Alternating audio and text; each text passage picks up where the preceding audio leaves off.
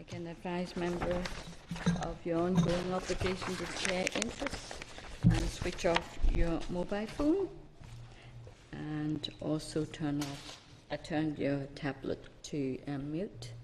And I'm waiting for mine to come up. What? Mine's with the doctor. So I don't know what's wrong with that. Not working on No, it's not working. No. Hasn't been working for yours? Is that right? Yours not working? Have you returned it to? Yeah, I had it around with IT people, but then they said they'd have to go back and spend longer with them sometimes. Once I get the time, I'll go and spend a couple hours. Mine is not coming up. One pick up. Just said it wasn't. Yeah. What's the problem? Thank you. I need mine because I have stuff. It's an informal meeting. Okay, we'll rattle on then. Are you trying to impress us? Or Okay, overview of today's business, members. We're having a briefing from the Minister to update the committee on the range of issues. The Minister's coming at 10:30, so when he comes, we'll just invite him in if we haven't gone through the items until the item that we have listed for him. Okay, here. There will be a briefing also from the utility regulator and NIE in relation to a wind inquiry. Finally, we will have a briefing also. Oh, we were not going to have that Food Circle. Aye. Food Circle has sent us an email to say that they are unable to come today. So although it's on your agenda, we're not meeting them yet. We also will consider a number of consultations and several SRs. Okay, apologies from anyone? No. Okay. Chairperson's business, members. You got mine now? Nope, not yet. Still? Okay. First one, members, if you can turn to page 5. I had a meeting with representatives from the Renew project last week. I need my page. It's still not coming up. So it's a very interesting meeting. It's actually an interactive full funded project led by Queen's, working with other countries, with Scotland as well, I think, from memory. So that started, I think, last year. It's a 2-year project, I think. So very interesting project, and I would recommend maybe members may want to meet with them. It's about turning waste to valuable, energy. So it's that kind of the concept of what you call it, a full circle economy thing. So rather than throwing away waste, we make waste to turn into energy. Still not there, right? Okay. So members, would you be content if we schedule a meeting after the summer recess, maybe in the autumn? Yes. Okay. Great. Lovely. Next one is, and also there's money to be had as well. Horizon 2022 could be something they can continue to look at for development of ideas. So the next item is at page 16, members. Also, I met with the Fairhead Tidal project. You can see there the maps and briefing paper they brought with them. It's very, very interesting. It's a project. They are exploring tidal, kind of tidal energy, a bit like CGen in Strangford Lough. But it's quite a large area, so it's very, very interesting, really. So, members, would you be content if we invite them to come to give us a briefing once planning consent has been given for this project? They're hoping to have planning approval by September. Okay, Yeah. agree? Okay, thank you. Is it there now? Okay, we swap. It's not too bad, I can say that all in through memory. No, fine. What was 365? Maybe drop it.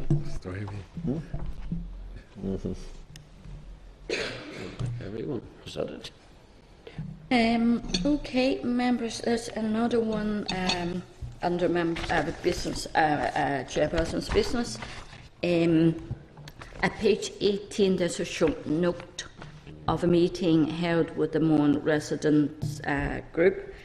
The residents have raised various issues regarding the ASSI designation process and the interaction between officials and residents.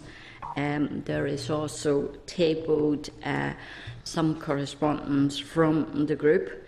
They are very dissatisfied that so few members came to the meeting last week and has demanded an opportunity to meet with the committee and the NIEA before the 5th of July. So, members, maybe if I just let you have a very quick read of the letter? Yeah, We all have, okay. What was specifically told to them that what was their expectation in terms of what was told to them that they were due to? Maybe meeting you at least. The expectation of what they were told. Well, I mean, at the they meeting? clearly came up for a meeting. Now, clearly there wasn't a formal meeting that took place in that regard. No. But what I'm saying is, I mean, they seem to have, certainly from their letter, they're quite irate. And not entirely, I have to say, not overly keen on some of the tone of the language that we're getting there. But what was their expectation of who they were supposed to meet and what was meeting? What was told to them from our end in terms of that was going to? What indications do we give of who was going to be there? We told them it wasn't a formal meeting, but it was a meeting. I was to meet them, and members would be invited to attend. Okay, so it was a meeting with yourself, but it was open then to other members to Other members would attend. attend. Yes. Members, I certainly felt that I was very attentive during the meeting. Certainly, I listened to them, but they did raise a lot of important points. I think they should be put to an IEA. I suggested we request a briefing from NIEA to address the issues they raised and forward the very substantial, I think, note they sent in relation to all the issues they have concerned with. If we send the information they sent us to the department and ask the NIEA officials to come and meet with us on the 3rd of July before we come, before we finish this session in July. I don't think there's any point to bring the group back. They've already met with the minister. They have already met with the NIEA officials, and we have, devoted time to speak with them, and taken in their concerns. So, members, would you agree that we do that? Or we bring the officials to the committee, and we can raise those issues with them. Okay? Cathal, yes. Yeah, thanks, Madam Chair. Chair, I don't mind. I'm sure you could invite the group up to sit in the gallery and listen in to what the officials have to say. I'm just, what way is our work programme for that day? I mean, I don't mind inviting people up, and I'm just wondering, what is our work programme for that 3rd of July means? 3rd of July, I'm not sure. I mean, the only reason I'm asking, obviously, to be fair, I don't want everything crowded into the last meeting to try and, have us here for a period of time. But how does that impact on the schedule of work that we have planned for that day? Yeah. The thing is, it's a public gallery. People, if they want to come and listen, no, I'm not concerned. I'm not concerned with that, Chair. I'm only asking. I'm not sure whether we should invite. I'm only asking about the work programme itself, and certainly I would have tried to make the meeting. Obviously, I couldn't make it done that day. It's not as if we say we weren't going to meet the people, but I think if we invite the NAE officials up on the final Thursday, and we can have the people sitting in the gallery, all right? Okay. Well, on the 3rd of July, at the moment, we have a road traffic amendment bill, call for evidence, inquiry into wind energy briefing. No, that's today, is it not? No, the 3rd of July. Oh, yes. We have inquiry into wind energy briefing from DOE Planning Division, Retail Consortium briefing, environmental update. So that's really, yes, 2 briefings. So we Two should be briefings, able okay. to ask an IE official to come. Okay, I'll content I think enough, Okay. maybe notice for them to, I'm sure they'll be able to come along. Yeah. Okay, members content with that? Okay. Next item is at page 23.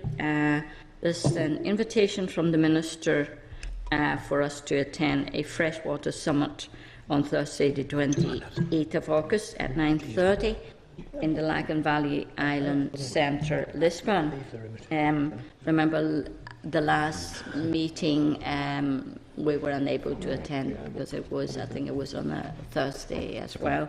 So, but obviously the 28th of August we don't have a committee meeting. So members, if you wish to attend, can you let the Secretariat know, and then we can organise something. I'll be able to attend. It'll be interesting. I think the last meeting was very, very productive. Yeah. Okay, next item, members. There will not be a committee meeting next week, but instead we are going to a wind farm site near Killetter, is that right? Killetter is how you say it? Killetter, and just to clear up any confusion, it's near Ahiarn.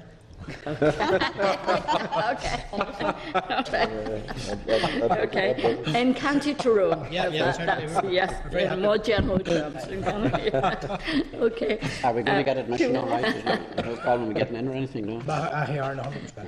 A paper has been tabled, members, to provide a professional outline for the visit. Okay, transport has been arranged for members, and the bus will be leaving the east door at 8:30 a.m. And I'm going to ask Tom Elliott to note that. Okay, members, are you content to note these arrangements? And also, if you can let staff know who may want to avail of the bus to go, so that we know what size of bus to book for. So as soon as possible, please. Does the bus I'll stop be along going the in the route? bus. Yeah. Does the bus stop along the route, or is it Yes, an yes. express service? Yes, that's right. Yes. Okay. Yes, the bus will stop at various stops to pick up members. So, what's the arrangement? We're going to have a stop. Stop Linen Green. in Linen Green in Dungannon at about 9:30. Okay. Yeah, I could down to that. And then we're going to have a cup of coffee there. Oh, very Is good. that right? Before we move on. So yes, seeing it's an early start, so we can have some Mr. coffee and McElduff have to scone. travel down to McGashel to get that bus? Sorry, what? Mr. McElduff have to travel down to McGashel to get that bus? Oh no, I'm happy. Dragon You Crossroads. haven't had a bad cold again a lot more. Yes, I have. Yeah, it's quite prone to Oh, well. colds. Yeah. I'm hoping to get over it. You need some vitamin C. Just take more oranges. Okay. Right. So members, are you content to note these arrangements? Okay.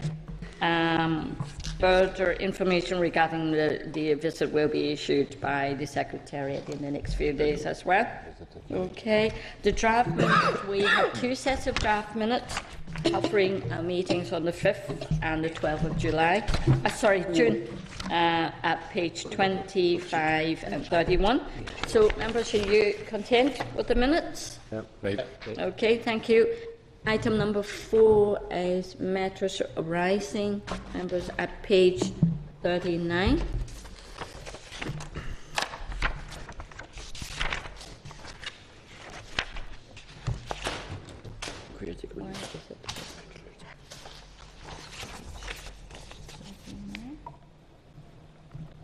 Why Why is it Just need at to one? come out of your table papers pack. Sorry about that. Few technical problems this morning, mate. Few technical. Okay.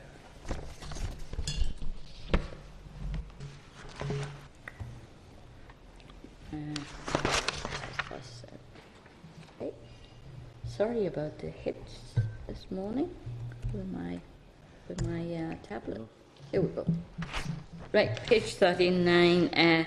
There's a departmental reply regarding capacity building and code of conduct. And members, we asked the department for some more information on the training to be provided to councillors and how the department plans to take account of the revision of the Assembly's Code of Conduct in the Local Government Code of Conduct. The department says that the training is not compulsory but will be strongly recommended and attendance will be recorded.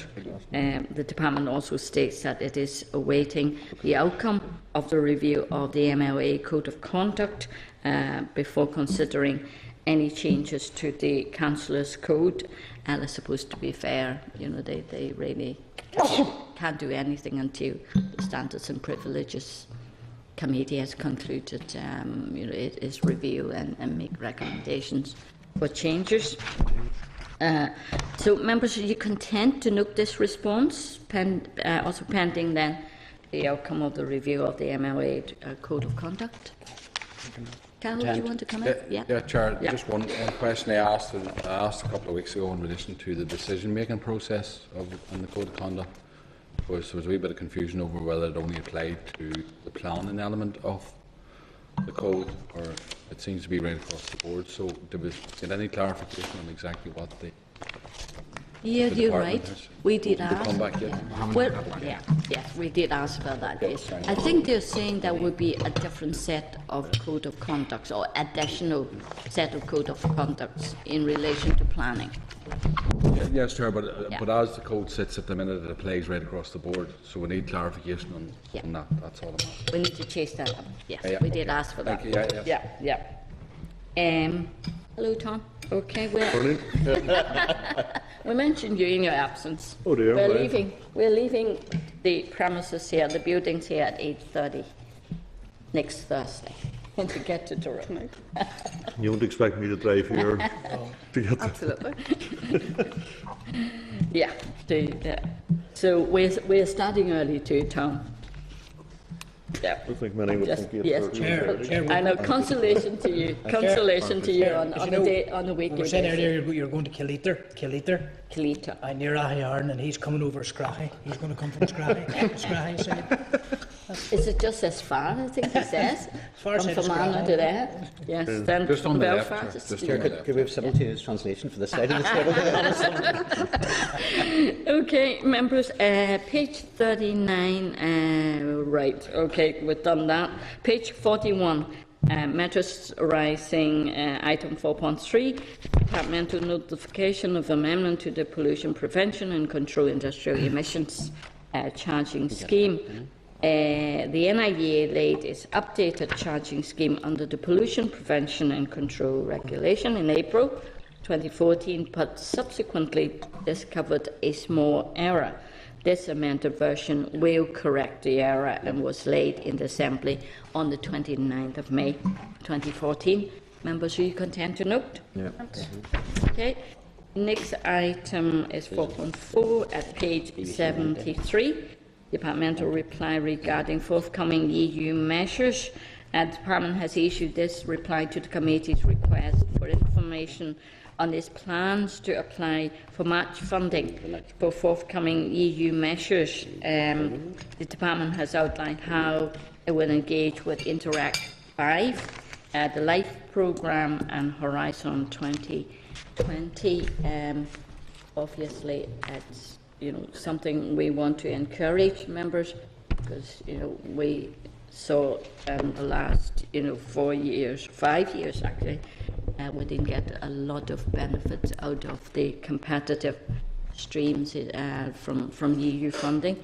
So, members, this I think may be quite an interesting bit. Let me see. But if you want to see, is there a table somewhere that they put it? No.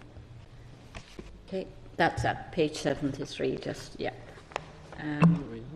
So it's in relation to Interact the Life program, which is also on environmental issues, and Horizon 2020 is on the research and innovation program. Worth 80 billion euros is not to be sneezed at. So, okay, members, content to note, and perhaps we just ask the department to continue to update us on their progress, and I think it is important to maybe that the department should work with closely with other departments and the universities as well. Okay. The next item is at page 76, departmental reply regarding the All-Ireland Air Quality Report. This update from the department on the progress of the All-Ireland Air Quality Report and a copy of the terms of reference states that the research project is ongoing and that the final report is to be published in August-September 2014. I think the Minister mentioned this at his ministerial statement this week as well. So, members, are you content to look and ask the department for a copy of the final report once it's published? Great. Okay, next item is 4.6 at page 88. Departmental reply regarding the local government pension scheme regulations. In its response to the committee's request for further information on the financial implications to councils, the department states that the increase in councillor allowances may result in some additional cost to councils, but this is not expected to be significant. Members content to note that, or any questions on it? It's increased from nearly 10,000 to about 14,000. Is that correct? I think something like that. Note. Content to note? Okay, we moved on. Okay, next item 4.7 at page 91.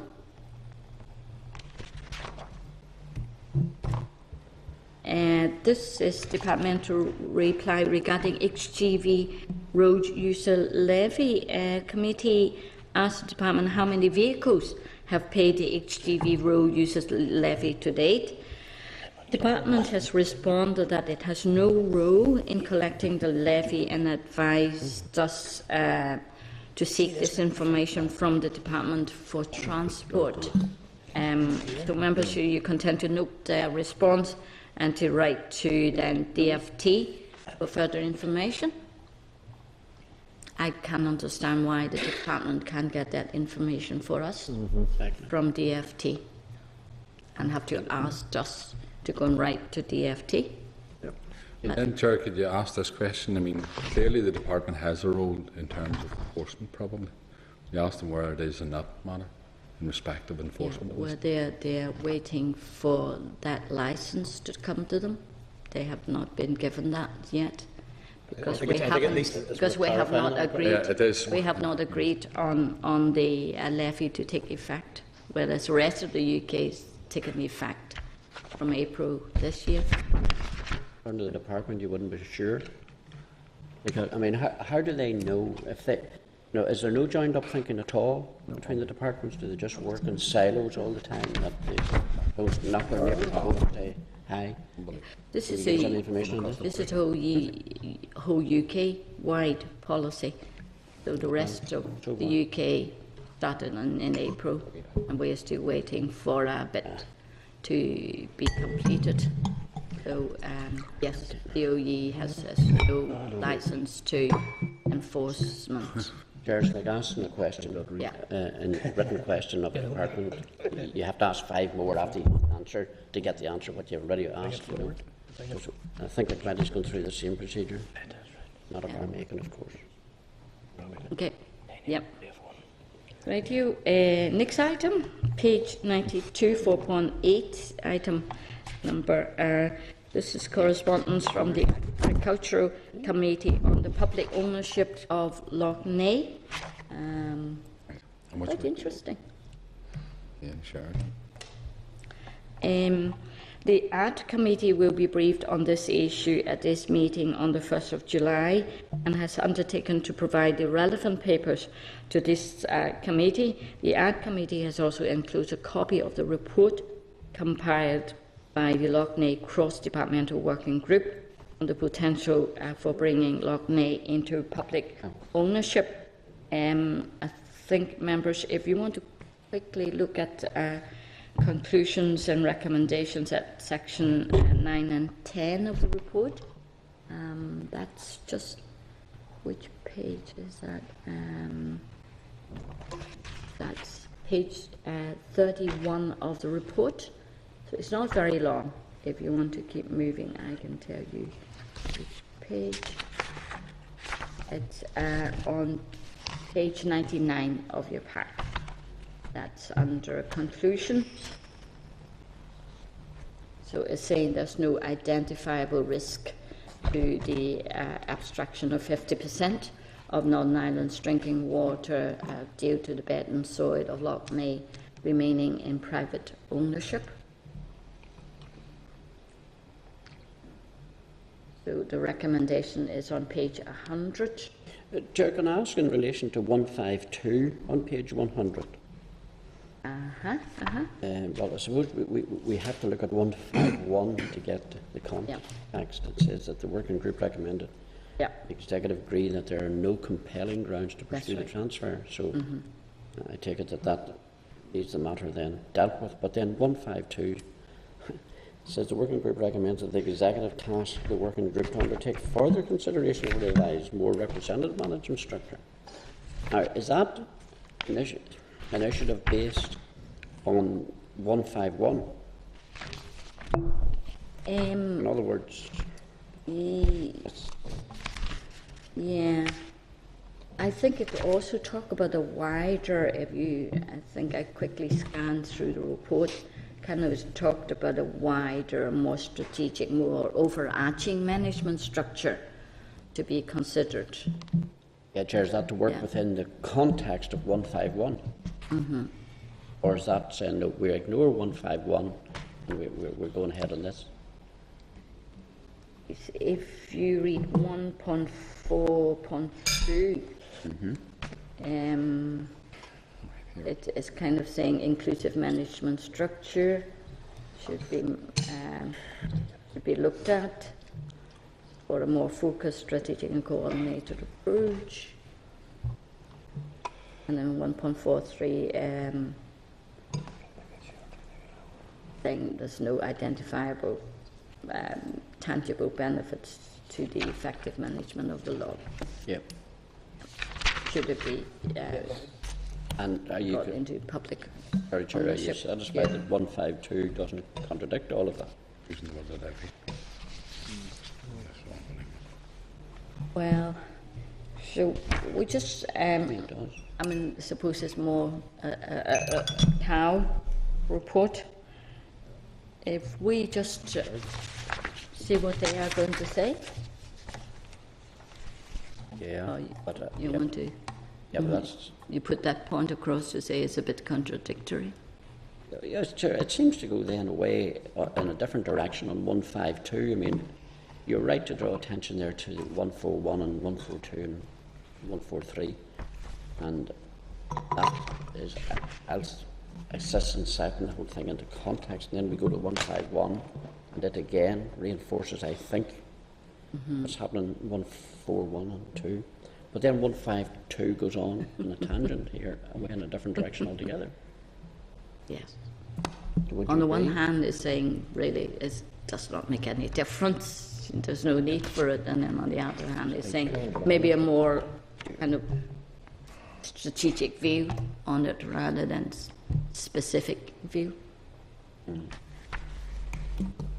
Thank you, Chair.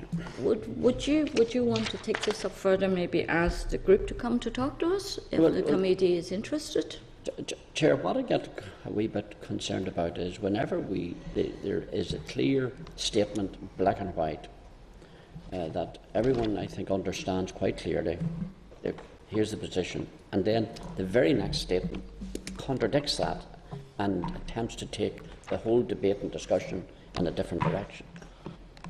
That's what I'm concerned about. Well, if you look at 161 there, way forward, the propose is that the Minister will present the report to the Executive for the consideration. We just keep an eye on this, see the development as it goes along. Content with that approach? Well, right, okay. I mean, I think then this here is another deviation in relation to saying, all right, we've read everything above, and now we'll hand it back to the Executive and say to the Executive, you take it whatever direction you feel you have to take it, which is, and I suspect the Executive reading that there will say, well, there's a mixed message coming out here in the different points that have been raised. Once there's a decision decided or a term of action, and then on the very next paragraph or the next point, that goes in a different direction. But look, I've said what I've said. Yeah. Okay. I know what you mean. Yeah. Okay, any other comments? No. Okay, we move forward then. Next item is 4.9 at page 136.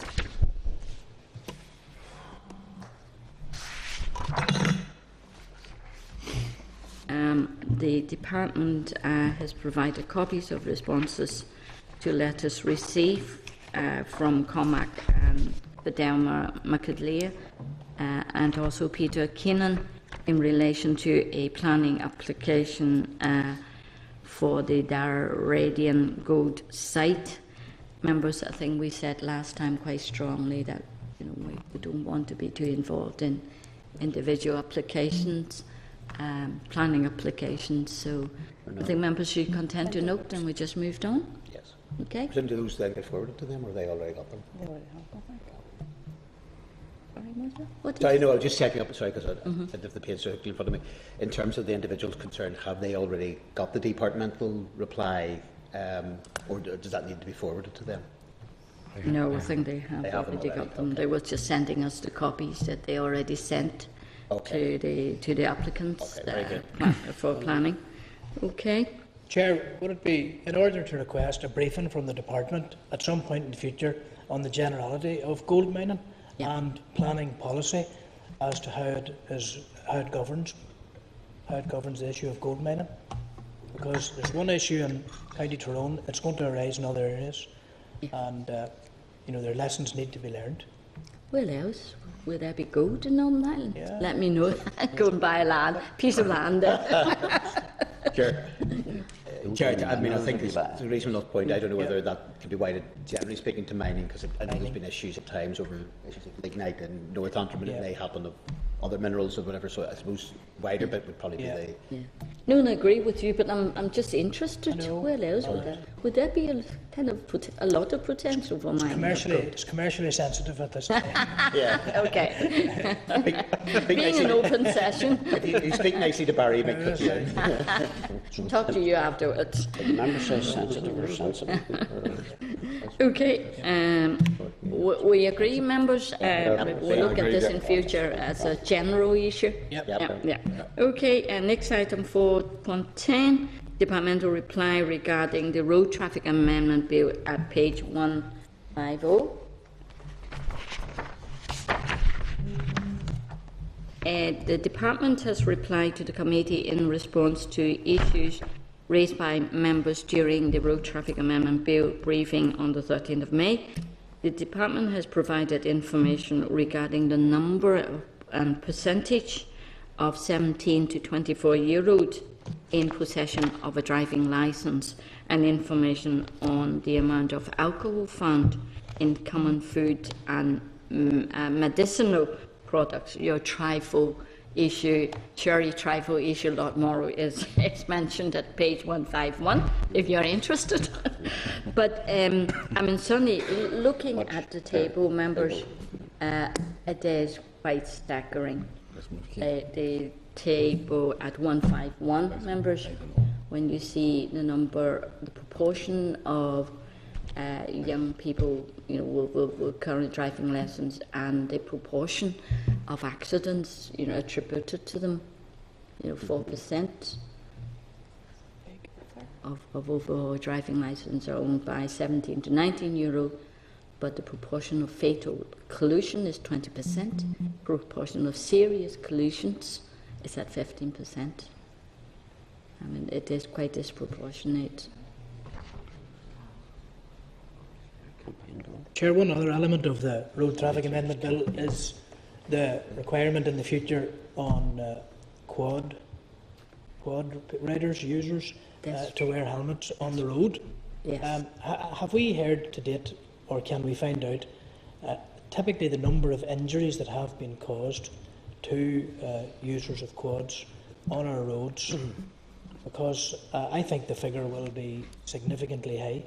Okay. So it would be very good if we could can get ask up-to-date them. I'm sure they information have. on the Sure scale they of the injuries, Chair, even fatalities caused. If we can drill down that, but I think the other key point, because it was an issue which got raised during what percentage of those are head injuries? Yes. Because with the best will in the world, if leaving aside the rights and wrongs of the particular bit of legislation, if somebody has an accident and, for example, as a result of coming off their quad, breaks their leg, and to be honest, on whether they've got a helmet on or not, it's not going to make a blind bit of difference to that. Yes. But it would make a difference to somebody who maybe sort of suffers a brain injury, for instance, as a result of that. So if there's, I don't know what level of statistics are available on that, but I think that's... So, Yeah, attributed to not wearing a helmet, the injuries. Just a second, Chair, the logical working on that is that if say there's a lot of back injuries, do they have to wear back protectors, or how far do we go?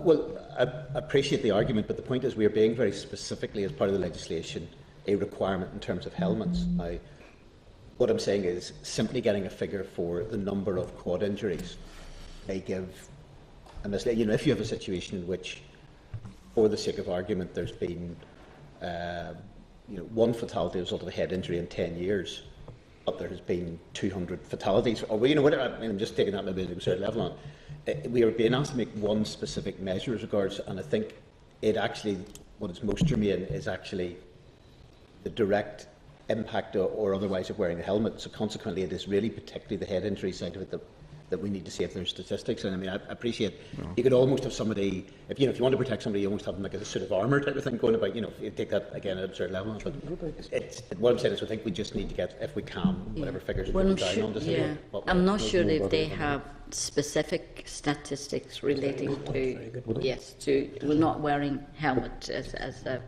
a Chair. degree of injuries, but I think it is important also to know the number of accidents. I mean, any accidents, would obviously have the potential for head injuries if they're not wearing helmet. I think, just to put this way, Chair, I don't know ultimately what way some of the statistics are kept and what is doable. I think just what we say is we want as much detail as possible in terms of, and as much of a breakdown. Yeah, okay. Chair, Yeah.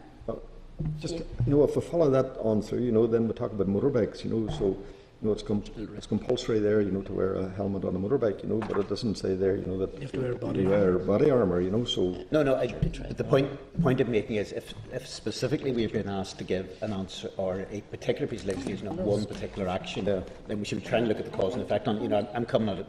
Appreciate there's been some, particularly with the quad, but some people are supportive. To be perfectly honest on it, and because it's some of the issues been raised in terms of the rural side of it, I'm trying to keep a reasonably open mind on it. But I'm just saying, I think whatever statistics we're getting, they should be as relevant as possible. Chair, can I just say that I don't think it's as straightforward as rural versus urban. I know in the debate in the chamber, it almost was presented like that. Tom was emphasising the rural dimension as he saw it, and Sammy Wilson was coming at it. Somebody said like a city slicker, but but I don't think it's as black and white as that. I mean, I'm a rural person. I think it would be a very good idea to compel quad users on the roads to wear helmets. I know some farmers will say, I'm crossing from one field to another, and in that short period, it's an inconvenience for me.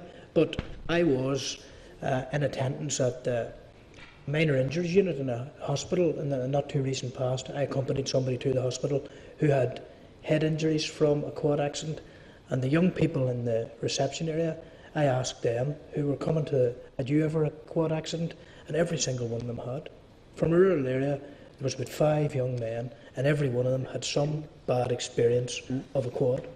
So to me, they're a lot more dangerous than they're being presented, and at the risk of alienating some people, I would be coming down strongly in favour. They can go at such high speed. Yep. Yeah. Okay. Well, we'll do that. We ask the statistics. Okay, Peter. Yep. We moved on. Sorry, just on the slightly separate point when we were about to call in, just before the ministerial briefing, it did actually, I think, I suppose, was referred to in the minutes like a fortnight ago, but it's also relevant to the ministerial briefing. Just, I want to get one wee piece of information before we get the ministerial briefing. I don't know if the minister's poised out. One of the areas, Chair, can I just ask in terms of the issue, because it's one of the issues down the agenda of the taxi reform, and the taxi reform was mentioned in relation. Now, I have to say I'm a little bit disconcerted to see what appears to be, I got contacted there and I think just checked it, what appears to be the ministerial or the departmental position seems to have been, or potentially what we're getting told, got leaked to the Belfast Telegraph this morning, which I don't think is particularly appropriate attitude in terms of dealing with committees.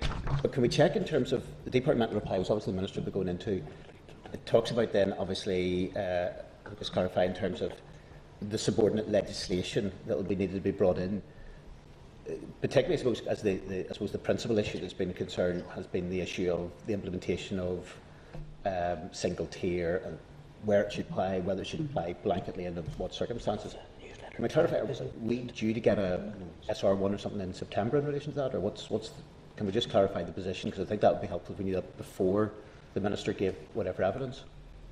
I think there was SR1s were due to come in September to us, but we haven't had anything further to confirm that. Well, leaving aside the timescale, does this committee, because obviously I appreciate the Minister may or may not give us detail of, again, depending upon whether the reports are right or whether that's been leaked, possibly by somebody in the department, without sort of departmental authorisation of any description, but will the committee be faced with a situation that there will be, or potentially will be, an SL1 on the implementation of single tier? I'm just saying, there will be a legislative role for this committee to clarify that. Whether it's September, October, whatever the exact timescale, and that can we clarify that is the case, or? The last update we had, they did say that there would be SL1s coming through in September, October time, but we were still waiting for further confirmation of that. What I'm saying is, it's a has subject matter agreed. I'm trying to check out. What I'm saying is one of those to deal with the issue of implementation of single tier. Can we just clarify that? I think it would be just through an SL1. Yeah. No doubt about that. Sure, He's going to make a statement. I understand said, that. The point I'm trying to make, and maybe I'm not making myself very clear in relation to that. I have heard, on the one hand, sort of mentions made, and I think it's probably the case that there will be a requirement for an SL1 in relation to single tier. I have also had a concern expressed that no further SL1s would be needed on the issue of single tier and that. But what I'm just trying to establish is whether it's September, October, November, whatever the exact time frame, to bring into effect what potentially, of whatever decision the Minister takes in relation to that, will we require additional subordinate legislation that requires to go through in relation to the single tier? I think so. I mean, that's always been the information given to us, that we need an SL1, that they cannot send us an SL1 because they feel that there are still discussions need to be understand had. that. Just clarification that we will, I mean, whatever discussions are today, today's bit is not potentially the end of the story. There will be a... Oh, no. Yeah, there will be, there will be an SL1 coming. Yes. Yeah, but the Minister has undertaken to also make a statement about this. But to the Chair, let's cut to the chase, and I'm supporting Peter in the comments he's made so far. The problem we have is we agreed back last year that we'd introduce a single tier system on the premise that we'd address the outstanding issue within Belfast City. We're some 8, 9, 10 months right around, and we still haven't got nothing on the table, and we've had a number of meetings in relation to this matter, and it's been brought up here. Now, rather than the Minister making, like, if the Minister gets up in his chamber and makes a statement to say he's introducing a single tier, Well, the Minister's aware that the majority of this committee, we've said that we're not happy with the way we're going forward this unless this issue is addressed. So we're not keen, we're definitely not keen, well, I'm not keen on behalf of the party to go down the road of ruling out all the piece of legislation we've done. I don't want to spoil the work's been done, but at the same time, if this issue is not addressed, well then we're going to have to look at how we deal with the SL1 come September. Okay. Well, Minister's outside now. I think we can put those questions to him. And just very quickly in relation to drink drive, the departmental responses. Talk about the various kind of level of alcohol in common foods. Okay, members, are you content to look on that and schedule maybe a presentation after the summer recess from the TTC 2000 group in relation to the drink driving provisions of the bill? Whatever this TTC 2000. People do the drink driving. Okay. Agreed. Okay, members content with Yep, that? agreed. So if we can invite the Minister in. Members, let's see, we have at page 159 information on the following agenda items. Okay, on the Youth Tie Action Plan, taxis, legislation, NIA enforcement and DVA job losses. If I can welcome the Minister. Thank you very much. Sorry for keeping you waiting for a little bit. Delighted to see you and your team with you again today. If I can welcome Helen Anderson. Hello, Helen. Paul Duffy. Paul, yes, Paul. Mark Livingstone, and as well as Ian Greenway, whom we know well. And okay, members, we have obviously a number of issues on our agenda item for you. The Youth Tire Action Plan, it was very interesting. On is it Tuesday, Monday or Tuesday, with your ministerial statement saying about down south, they are now looking at a scheme.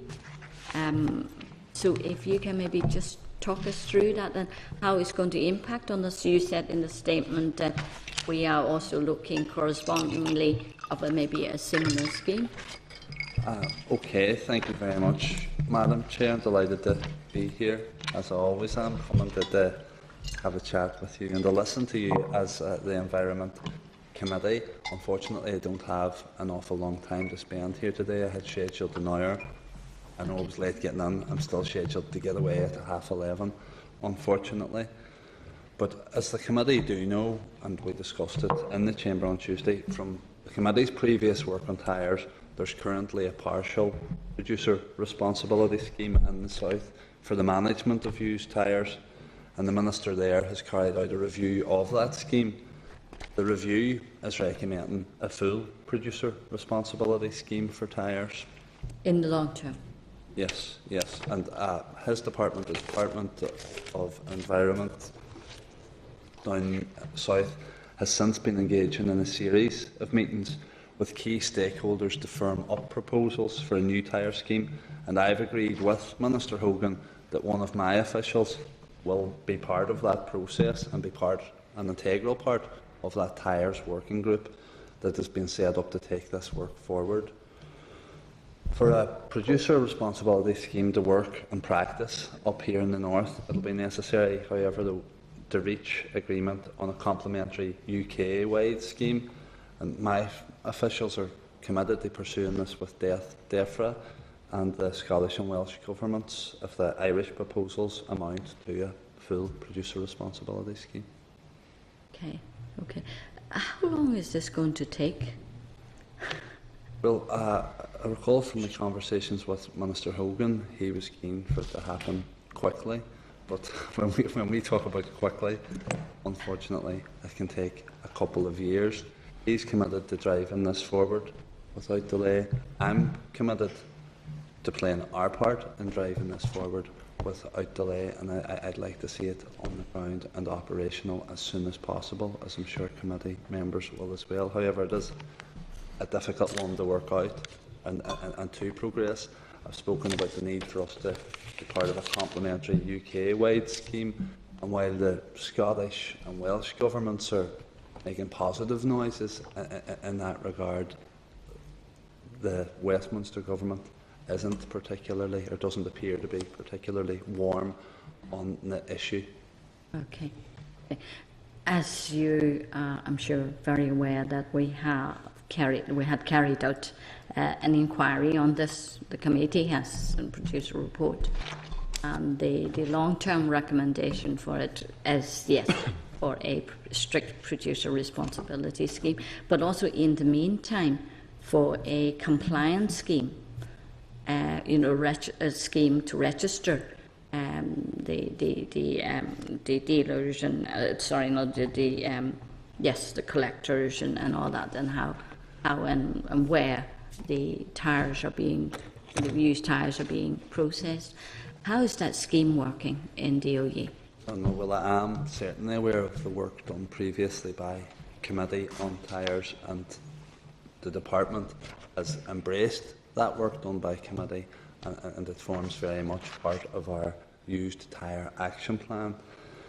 I'm happy to report that a number of operational, policy and legislative key actions in that used tyre action plan are being progressed, and several, fortunately and thankfully, have been completed. The committee had previously made 12 recommendations in its tyre disposal report. Several of those are complete. For example, the electronic form of recording waste, EDOC, has now been launched. An end-of-waste form and guidance is now accessible on the NIA website, and a full review of waste exemptions is underway. I know that's something that's come up time and time again, the need for that.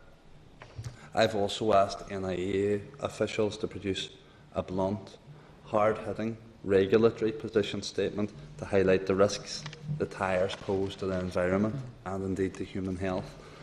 Those people who collect, keep, treat and dispose of waste tyres must do so responsibly, and it's important, it's vital in fact, that we as a department responsible for the environment ensure that they do, but we have to do so in partnership with other agencies.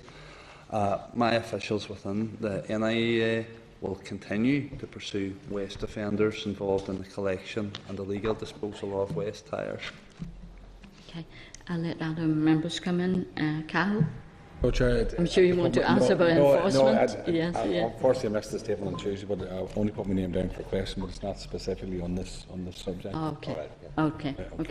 Anybody, any question for Minister on this? What about enforcement? I mean, have you enough staff? Because during the Sunday inquiry, we have been told about the lack of investigation, the lack of inspection. Well, that's right across the waste sector. Unfortunately, however, steps have been taken. The complement of staff that we have, both permanent and temporary, has been increased, and I'm confident that we will see the results of that. I mean, currently we have had a wee bit of success in this regard. One prosecution has been resulted from tyres being illegally disposed on a bonfire, and another operation has resulted in the seizure of 2 lorries carrying tyres, and there are other investigations ongoing. Like I say, it's just scratching the surface, but it's a start, and it's important that we build on it. What do they do when they see bonfires, stacked with tyres? Do they go out and take them off? Well, this is something that I've been asking my officials about since I took this post on. It's 11 months now. But that has been, you could say it's been a good year. Yeah. Quick wit of the Minister always. Bonfires largely fall under Council's responsibility, and my agency certainly do work closely with councils in dealing with bonfires and cleaning up bonfires. However, the controversy that surrounds bonfires, the political controversy and the consternation that they cause local communities, mean that councils are best placed to deal with them. Councils and my department, or NIA, between them exists a fly tipping protocol which most councils have signed up to. It requires councils informing us of the fly tipping that can be on a bonfire. In fact, in more than one case it has been, but they will have, council officials will have engaged with the community, I'd say, prior to that, so that my officials or NIA workers aren't going out just cold and lifting tires off bonfires. Okay, because it's not only causing environmental damage, they can actually explode, and could be health and safety issue with people standing around it. Absolutely. I mean, I don't get bonfires at all, I have to say. However, I do respect the fact that some people and some communities do insist upon them and see them as marking their culture. That's their choice. But if people are going to persist with bonfires, let's ensure that we work to ensure that they do so in a safe manner, both for the environment, but more importantly, for their own health, that of those around the bonfire. Yeah, absolutely. Okay, the next item we want to discuss with you, Minister, is on taxis legislation. Obviously, this has been an ongoing issue, and you have indicated you would make either an oral or written statement on the way forward for the taxi legislation. So where are we at now? Okay, well, members of the committee might now be aware that this morning I'm issuing a written statement to the Assembly on how I intend to proceed on implementing taxi reform. It obviously would be helpful to you as a committee if I share my plans and the reasons for them. I have to apologise to the committee too in advance. I'll go into the details now, but I must apologise to the committee because an article has appeared in the Belfast Telegraph this morning on these plans, and based on my statement, that was not scheduled to appear in the Telegraph until tomorrow, and it's caused me a degree of annoyance and my department's press office a great deal of frustration and anger. So I apologise to any members who have learned about that through the Belfast Telegraph. I intended to do this procedurally correctly. Okay.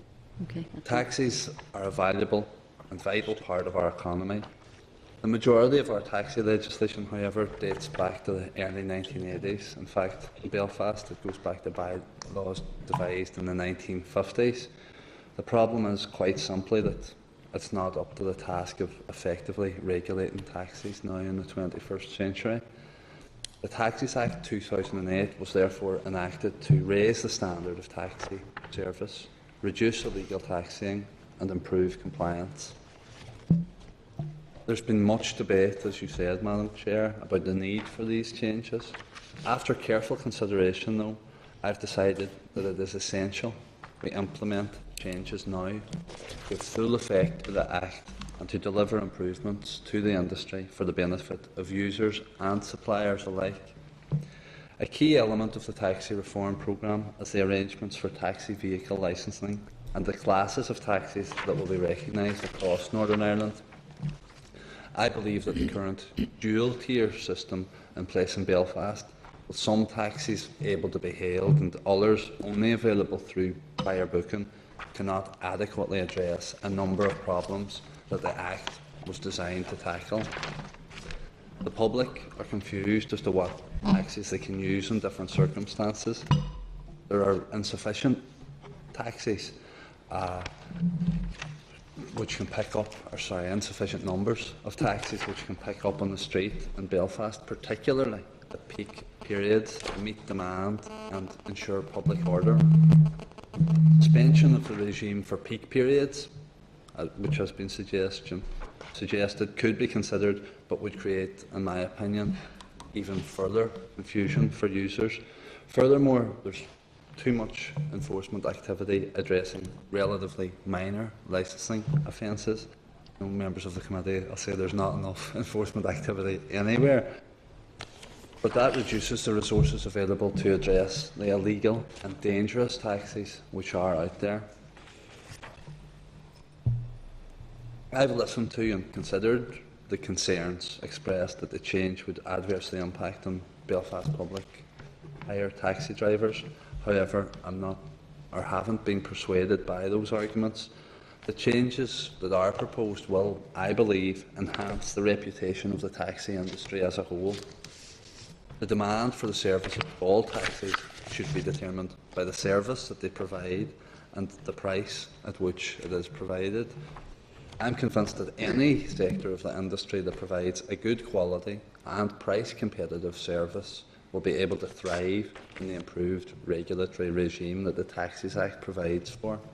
So while I am aware of the concerns raised by some within the industry and indeed some members of this committee, I must balance these with the requirements clearly set out by the consumer and disability groups to improve regulation for a safe and fair and fit-for-purpose taxi industry.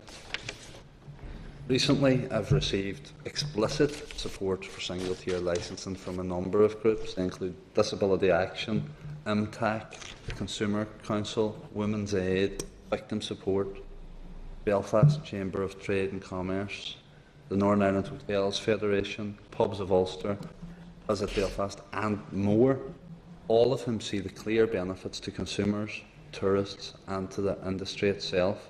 I've also received 913 letters from Belfast private hire taxi drivers in support of single tier, and that is in addition to the 4,200 postcards the committee received from private hire taxi passengers of a similar mind. So today, therefore, I'm announcing that I intend to make taxi vehicle licensing regulations, introducing single tier licensing in October this year, with the provisions coming into force at the end of January 2015. Alongside this, I intend to commence the new powers of seizure regulations from 2015 and January 2015 also. In advance of that, in October 2014, a new taxi driver test will be introduced for new taxi drivers only, and this will be followed from September 2015 with the start of the periodic training requirements for all taxi drivers. In relation to taximeters and printers, I intend to make regulations before the end of the year, with the requirements coming into force in September next year. That's a year later than, or well, it'll be 2 years later than had originally been intended. Finally, in respect of the new specification for wheelchair accessible taxis, I intend to make these regulations in April 2015, coming into force in May 2015. Importantly, this new specification will ensure that users with disabilities will be better served by the taxi industry. I look forward to continuing to work with the industry, all of the industry, with the committee and other consumer and disability groups in the coming months as we introduce the relevant legislation to deliver on the aims of the Act in relation to this vital industry. Okay, Minister Sonny, the issue about the 3 mile or 5 mile restriction zone specifically for Belfast has been discussed in the committee. What's your decision on this? Are you going to go ahead with that or not to bother with it? Well, I wouldn't say I'm not going to bother with it. It wasn't in the Taxi Act. In fact, many of the problems that single tier has been brought in to address would in fact be compounded by going down that route, in my opinion. And that's it. I know it's a point that has been raised by members of this committee, it's been raised in the Assembly, and it's been raised by people outside of this building as well. However, the vast majority of people I've spoken to and people I have listened to, the opinion that would actually exacerbate the problems that currently exists, the confusion that currently exists out there. Okay, I'll bring others in. Cal? Thanks, Chair, and welcome the Minister and thank the Minister for his update. Although, Minister, I have to say I'm very disappointed. One, in the statement getting out, and two, that... sorry, can people... Two, that... okay, just ask people to speak up a bit, yes, as being recorded. Yeah. And two, for a number of months we've tried to engage with you. You're saying there that you we look forward to working with the industry and also working with the committee. And still in all, myself and other members of this committee has tried to work with you on this matter for the last 10 months. And I just want to, just before I get into the details, some of the stuff you said, could you just clearly outline how the legislative process, Minister, in relation to this here, because we had indicated, members of this committee had indicated last year that on the premise of agreeing a way forward in single tier, and on that premise that the Belfast issue would be addressed. So you're well aware of this issue, so I'm just wondering now, could you just explain to the committee the legislative process, because from my point of view on behalf of the party, we're saying here that unfortunately we're going to have to look at this process again in terms of the legislative process, because we wouldn't be content with going forward with the introduction of single tier as you've outlined in respect. Okay, I just wonder if that was the case when the committee voted for the SL1 to introduce single tier in June last year, which predated my appointment to the ministry. Okay. I know subsequent to that, Boylan and other members of the committee, indeed the committee as a whole, had expressed some concerns, and I know then that any subsequent SL1s relating to taxing had been shelved.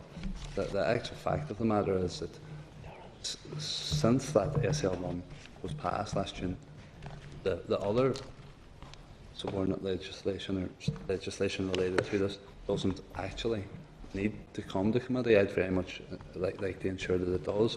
I want everyone to be on board here, ensure that this is as successful as possible. It is necessary.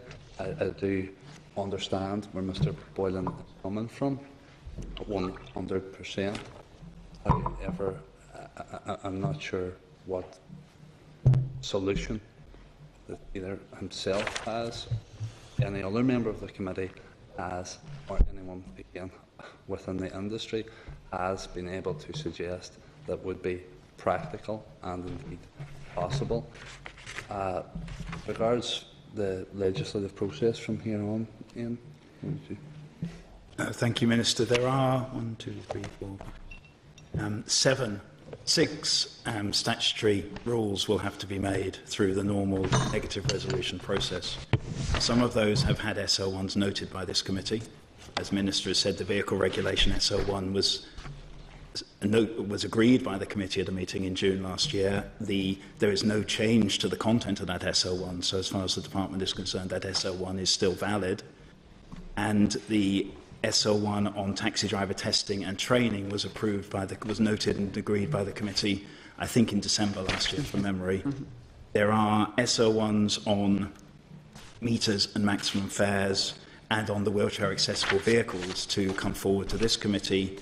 The SL1 on the power of seizures has been approved by the Justice Committee because it's a matter within justice legislation. And then the statutory rules will be made and laid in the normal way. So what other SL1s are to come to us? The meters and maximum fares, which the committee had asked to be put on hold until the Minister had clarified the way forward on the single tier issue. The wheelchair accessible vehicles. Coming. Okay. And they will be coming in October. They will be coming after recess. The wheelchair accessible vehicles, the committee is due to see this session the synopsis of the consultation and the proposed way forward. But as Minister says, by the letter of the standing order, the committee does not have a right of veto on those SL1s. It has a right to see them.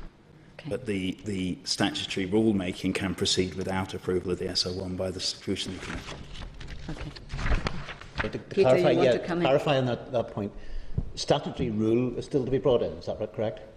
There have not been any. The only statutory rules made under the Taxes Act to date are taxi operator licensing, which, as the committee is aware, is in. Are there statutory rules to be brought in? Yeah. There are, I think I said 6 statutory rules. And do the statutory rules to be brought in, because we talked about in SL1 earlier, as a statutory rule to be brought in relation to single tier or?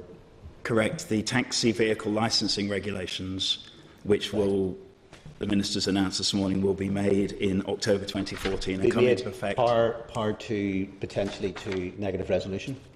All of these rules are negative resolutions, so the Assembly has a place in that process. Yeah, and it is a place in that process potentially to veto that. Correct. Okay, that's okay. And that'll be brought in. That'll be October. That, to some extent, was in part the question. I think, to be fair, I don't think the answer was particularly clear. And I don't know. Sorry, I've interrupted. No, that's grand. I just wanted to leave all the members to ask. Okay. Can I ask? I mean, just 1 second, and I'll finish off, and then you come back in. Nobody had it.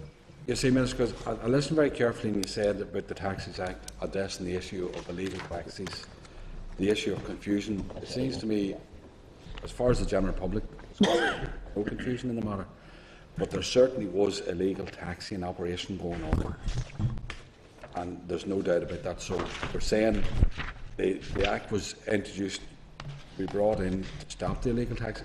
Still in all, when we asked the Department, and Ian Greenway is familiar with this here, and this is why I'm very disappointed. But when we asked how many enforcement team you needed to address these issues, there was a certain number given to us, but it seems to me there was a serious lack of enforcement, or a lack of legislation brought forward to address the issues of enforcement. Because, you know, at this point in time, taxis were doing whatever they wanted anyway. So I'm disappointed in that, in what you're saying in relation to that.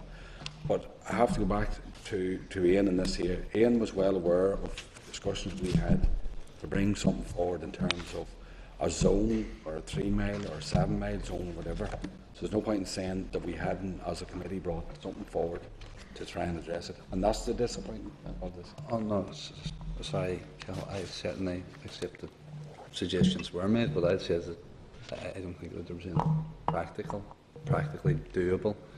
Suggested. I also think it's erroneous maybe to say that there's no confusion among the wider public on this issue, because I mean that's certainly not what the numerous agencies who've responded in support of single tier are saying. As regards to the more technical aspect of that, I'll let Ian back. In terms of the illegal taxes you mentioned, Cahill, one of the statutory rules being made is powers of seizure, and the SO1 for that, as I mentioned, has been approved by the Justice Committee, and that will be made, the Minister is announcing this morning, and be effective from the date of making of the taxi vehicle licensing regulations. So that will provide additional powers to police and enforcement officers to seize vehicles that are being used for illegal taxiing. We've also seen with operator licensing, which now has around 85% compliance, and DVA enforcement staff are working to drive that up more still, that now the operator is a party to breaches of rules which, under the rest of the taxi legislation Minister mentioned from the 80s and indeed the 50s, operators did not have a place in that. It was drivers and vehicles. So a very important part of the taxi legislation already made is that operators can be held accountable for activities that breach regulations. The problem we have at the moment, and the problem the Minister's announced this morning what he intends to do, is the bulk of these statutory rules have not yet been made, so the bulk of the Act has not been commenced, so therefore the powers that were envisaged in the Act are not available. Okay, just one final point, Chair, and I'll let everybody else in, because unfortunately this has been a major issue for some on this committee for 7 years, and here we find ourselves on, you know, and I accept, Minister, you're entitled to bring a written statement. You realise how important it was to this committee, but we are where we are. But I want to say this point, and a final point, which you talked about price competitiveness. I mean, we could see this actually down to 2 firms in this city running the whole thing, so I don't know how you say about price competitiveness. I'm concerned about there could be a number of jobs lost through all of this here, through people who have provided the service in this city for long and many a day, and traditionally in this city, and it's unfortunate their views haven't been taken on board this time. But I mean, that's my comments on it. No doubt come September, October, the committee will have another view on this matter, and unfortunately I don't think it's going to go the way we intended it to go in the first place. Someone who's sat in this committee for 7 years, I can certainly understand how this might come as a disappointment to you. What I can't understand is how this might come as a surprise to you. It's not something that I dreamt up last week. For example, the issue around potential job losses, that's certainly not what anyone around this table wants to see. If someone or an individual or a company or people that are providing a good service and have done so long, and they have nothing to fear. They have nothing to fear from this legislation. If they continue to provide a service that's good, a service that's price competitive, then they should actually be able to thrive in the environment that this Act will create. Okay, Peter? Okay, Minister. I'm aware of the time, so we have a number of other items we want to talk to the Minister. You have to leave with at half 10. yeah, Chair, I want to appreciate that. And if the Minister had actually, if we wanted to actually a proper amount of time, and I think actually the Minister, given the importance of this issue, given the fact, I think, as Cathal and others have said, this has been something that's been going on for a number of years, I have to question, I'll not waste time to ask the question, why this is being done simply by way of a shoehorn session and a written statement, as opposed to actually giving the full hour to this in an oral statement in the Chamber. Because it is a matter of high significance. I'd also expressed disappointment. I appreciate the Minister's providing an explanation. It is disappointing to see something leaked or put into the papers ahead of time, but the Minister's explained that. I appreciate what's been said. Can I ask the Minister, in terms of the issue of enforcement, because obviously a written statement's been put out, obviously we haven't had a chance to read that as yet, I think it's just been issued at the moment on it. One of the other issues that was raised was a dedicated team for Belfast. Will there be a specific dedicated enforcement team for Belfast? Thank you, Mr. Weir, for those questions. Just as regards the manner in which I have made this statement, I actually am not sure that a statement was required, be it written or oral. That there's nothing new in this. This is something that was actually meant to be coming in September this year. It was given last year. Yeah, September last year. Sorry. So I mean, there's nothing new in this. There's no diversion from stated policy. BVA, as you know, has primary responsibility for the regulation of the taxi industry here. In this role, we're tasked with ensuring that all vehicles, operators and drivers comply with the industry legal requirements. I know issues have been raised in this committee before, and rightly so, around enforcement. Perceived, well, sometimes it's more than perceived, lack of enforcement, and there had been a resourcing issue. We have managed to, in fact, get more resource for enforcement. However, there are difficulties still with enforcement. The introduction of single tier will reduce the difficulties around enforcement. The enforcement section currently has 2 dedicated teams responsible for both taxi and bus enforcement. The Belfast team comprises of 14 enforcement officers, and there's one just the area or new buildings comprising 6 enforcement officers. As regards a Belfast dedicated team for enforcement, then of the 14 enforcement officers based in Belfast, how much of their work is in Belfast, if not all of it? The 2 enforcement teams, as the Minister said, are split between Belfast and Derry, 14 in Belfast, and that's predominantly because most of the enforcement action takes place within Belfast. So that team, whilst it covers the other parts of Northern Ireland, it is predominantly focused on enforcement within Belfast. With respect then, the short answer to the question is no, there's not an additional specific dedicated Belfast team. There is a Belfast-based team. Yeah, but sorry. But there's not Let's not play around with words. Is there a team dedicated to specifically dealing purely with the issues of taxi enforcement in Belfast? Not purely Belfast. Okay. Can I ask then, in terms of, and I've joined because I'm amazed, and, well, maybe I shouldn't be sort of surprised. I'm disappointed in what's been said today, and I think there are major problems. I mean, there will be an opportunity whenever this committee deals with the SR in relation to it. This has been highlighted in lights for the last number of months, with meetings before Christmas, etc., as to what really was needed to do to try and bring this forward to at least have something which everybody can live with, and it appears that has been rejected in that regard. Can you name a single change that has been made to meet the concerns of those who've raised concerns from within Belfast? A lot of the, I think, suggestions been put forward that might go some way to allaying the concerns of those based within Belfast around this legislation actually lie out with the remit of my department. They focused on issues such as ranks, access to bus lanes, and so forth. My department is certainly, and my officials have certainly liaised intensively with counterparts in PRD on this issue, and indeed facilitated meetings between members of Can the you name, because obviously we don't have a industry. statement in front of us, can you name a single action which the department has taken to meet the concerns by way of changes the department has made? Yes, we can. Which is? There is, within the wheelchair accessible vehicle regulations, which I recognise the committee has yet to see the synopsis of the consultation, there will be grandfather rights for existing public hire wheelchair accessible vehicles for 5 years from the date of introduction of the new regulations. That has not been supported by the disability groups, who've said if there's a new improved specification that meets better the needs of disabled passengers, that should be in immediately.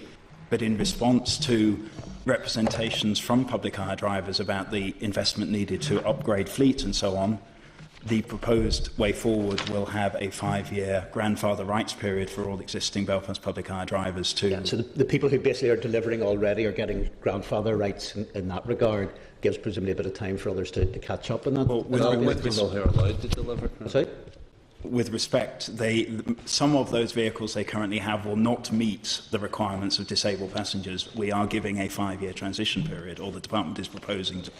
And presumably they'll then be competing with a lot of taxis that have no disability sort of access at all in connection with that, and companies that... No, again, with respect, they won't. They will be different classes of taxis. There will be Class A and Class B taxis. Class B will be wheelchair accessible. Only those taxis by law will be able to advertise themselves as such. We have recommended to DRD, or the Minister has indicated to Minister Kennedy, that only those Class B taxis will be able to access ranks and bus lanes. That is a DRD decision, as Minister two classes of taxis some operating ranks and some not, but you can't have two-tier systems in the centre of Belfast. For the reasons the Minister's explained. All right, okay. But that's been talked about before. We always know that. Is that right? The taxis with disability access can't go onto ranks. That's been mentioned a few times. Point in many ways is we can have some level of differentiation. I have no problem with that differentiation. But then it would be far too confusing and completely impossible to have any other form of differentiation anywhere in Belfast. I mean, I'm not surprised, but I am disappointed that the department's chosen to what I think is a degree of collision course on this issue. And I would urge you, even at this last, to think again, to hold back before you introduce in October and find something which can actually get people on board. And I have to say, there isn't any degree of commitment. It's not just the public hire. The private hire companies outside of the two largest ones, in terms of the taxi association with hundreds of drivers, have indicated they don't believe actually that single tier will work well for Belfast as well. It's not simply public hire, but maybe, I don't know whether you've met with them on that side of things. And I have to say, these things are actually about trying to find a way through things which everybody can live with. This isn't the solution which in any way can do that.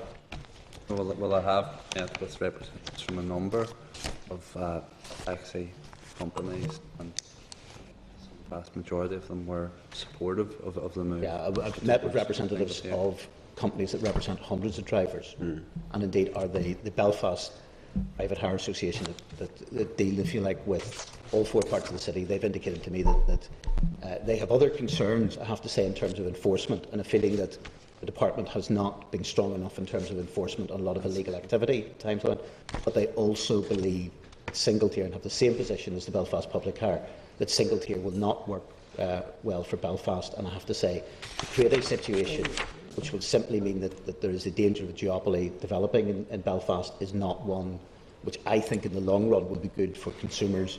It will not be long, because I think people don't necessarily understand this, but it will not be good for consumers, and it will not be good for the taxi industry as a whole. And there will be, unless there's changes, we can't make it any clearer to say that running into a major problem with this in October.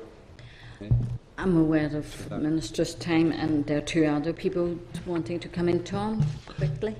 Chair, just very quickly, and because it's by and large a Belfast issue, but it's been about for a very, very long time. I'm just reading the minutes from the 2007 report of the bill here. And my question, I'll quickly go to it, was around enforcement again. Because whatever system you have in place, you need a proper enforcement system, and that hasn't been been operating so far, and I'm not convinced by the answers to both questions about enforcement. What extra measures will be put in place around enforcement in whatever system we implement?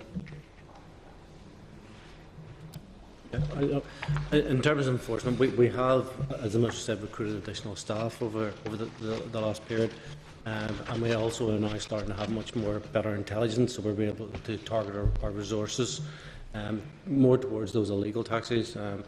The issue around the introduction of single tier would mean that we wouldn't have to enforce the issue of illegally picking up, particularly within Belfast. So again, that frees up additional resources to target on those more serious road traffic offences. Does that mean more resources? Well, we have, yeah. We've recruited additional staff with more resources, and we're also targeting those resources now in a much more intelligent way through gathering intelligence. Specific areas. Yes. Some of the other points have been covered, Chair, so I'll not go over it. Thank you. Can you take one more question, Minister? Lot more? Well, No. Chair, Oh, no? Oh, you said Chair, I don't think any committee member can sit here content today with what we've heard. This is nothing short of a debacle. And for the Minister to come here today and to put out a prior statement to the media before he comes before this committee, then to say that it'll be done by a written statement in the House, I would have expected more from the Minister. This is just not acceptable, and the mandarins within the department have just taken over and said, look, we will show you how to deal with this committee. And I think that we have picked up the contempt with which we've been treated, and I don't think it augurs well for the future. And I would serve notice on the Minister, you haven't heard the last of this one by a long shot. And your departmental officials might feel that this is the way to deal with things, but I think you're going to find out this is not the way to deal with things. This matter is not over by a long shot. And the way that you have allowed your officials to control you on this particular one and take over, I think will not go unnoticed among the rank and file MLAs and indeed the public at large. It is just totally unacceptable, so it is. And I know we're out of time. I could feel like going on for another hour, but I'll not do that. But I'm just serving notice to the Minister, you haven't heard the last of this. Okay, I thank Lord Morrow for the question, or well, for the warning. Just for the record, the decision to proceed in this manner was 100% my decision. I've apologised to the committee, and I reiterate that apology as to how this issue appeared in the press. It's something that my press team has taken great exception to and umbrage with the Belfast Telegraph, and I apologise to the committee for that. However, the decision to proceed in this manner was 100% mine. Makes it worse. Okay, thank you, Minister. I didn't realise you were outside from 10:30, did you say? Yeah. I'm sorry, we were not told, so I'm very sorry to have kept you for 15 minutes. So That's okay, and I'm sorry that we had such a short time, because I know there are other important issues that members would have liked to raise, just to let members know, and yourself as chair, that perhaps we don't even need the formal setting of a committee meeting to have a discussion on those issues, and even over the recess period. I'd be delighted to meet with yourself as chair and whatever committee members have specific areas of interest that they'd like to discuss. sure, I'm sure I'll consult with the other members and see who may take that up. Check your diary on holidays. Okay. Thank you very much, Minister, and members of your team. Thank you.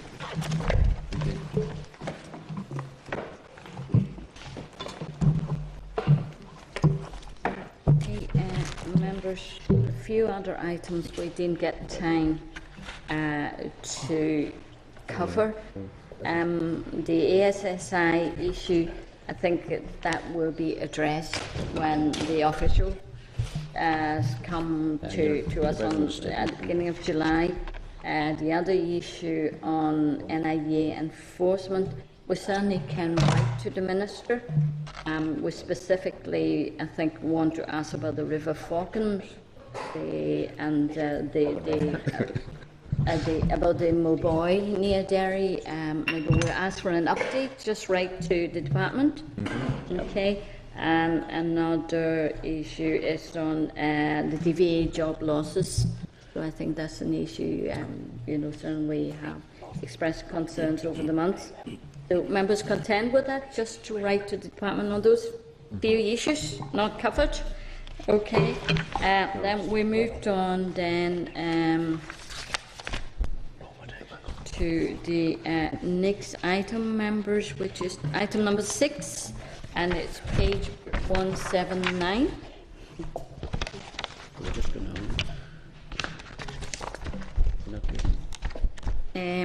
Okay, this is consultation on the proposed nitrates action programme regulations. The consultation paper details proposed revisions to agricultural nutrient management in Northern Ireland. Closing date is on the 29th of August. So the department is jointly responsible with the Department of Agriculture and Rural Development for the NAP regulations, and both ministers are agreed on the proposed revisions. So, members, you're content if we just request a copy of the synopsis of responses when the department is ready to send us them? Okay?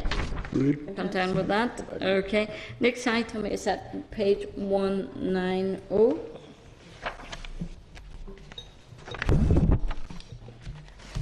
And this is consultation on the snares, Northern Ireland Order draft.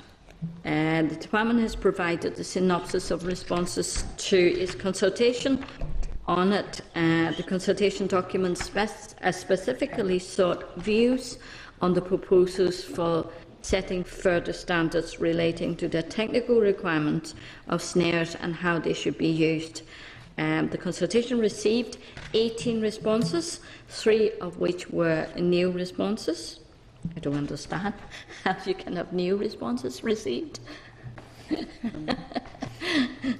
Anyway, so members, are you content for the department to proceed with making the snares order, which will be subject to affirmative resolution? I think we all would agree for updating standards for snares. Members content? Okay. We then moved on to the next item, item 8, and that's at page 201.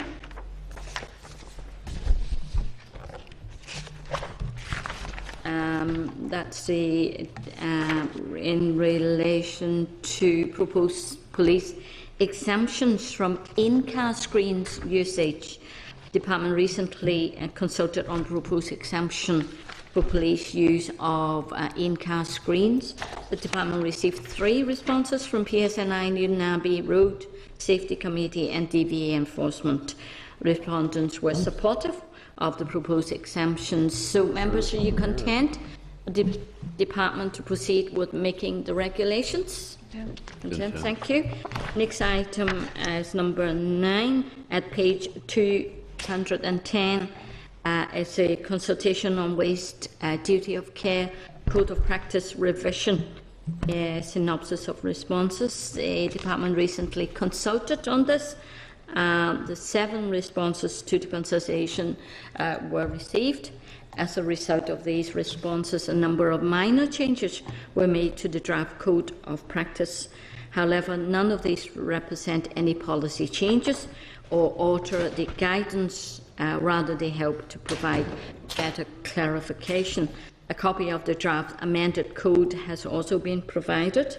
So, members, are you content for the department to proceed with issuing the draft code?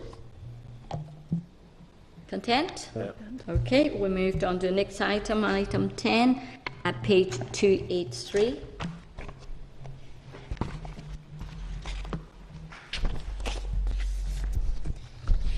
That's clarification on the introduction of restrictions on the landfilling of food waste. Synopsis of responses. Department recently consulted on this, and they have received 44 responses to the consultation and identified a number of key themes. Departmental officials will analyse these and draft the relevant regulations. Members, are you content for the department to proceed with making the SL1? Content? Yep. Okay. Next item is in item 11 at page 308.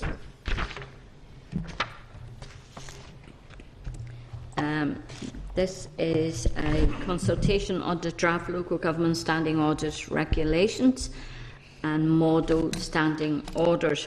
The department has notified the committee of its intention to consult on the draft local government standing orders regulations and draft model standing. The consultation will end on the 1st of August 2014. The department has also provided draft guidance on the filling of positions of responsibility and appointing councillors to committees, which will be the subject of a targeted consultation with local government. Members, are you content to request a copy of the synopsis of responses of both of these consultations? Yeah. Content? Okay, next item is item number 12. This is an SL1 at page 335.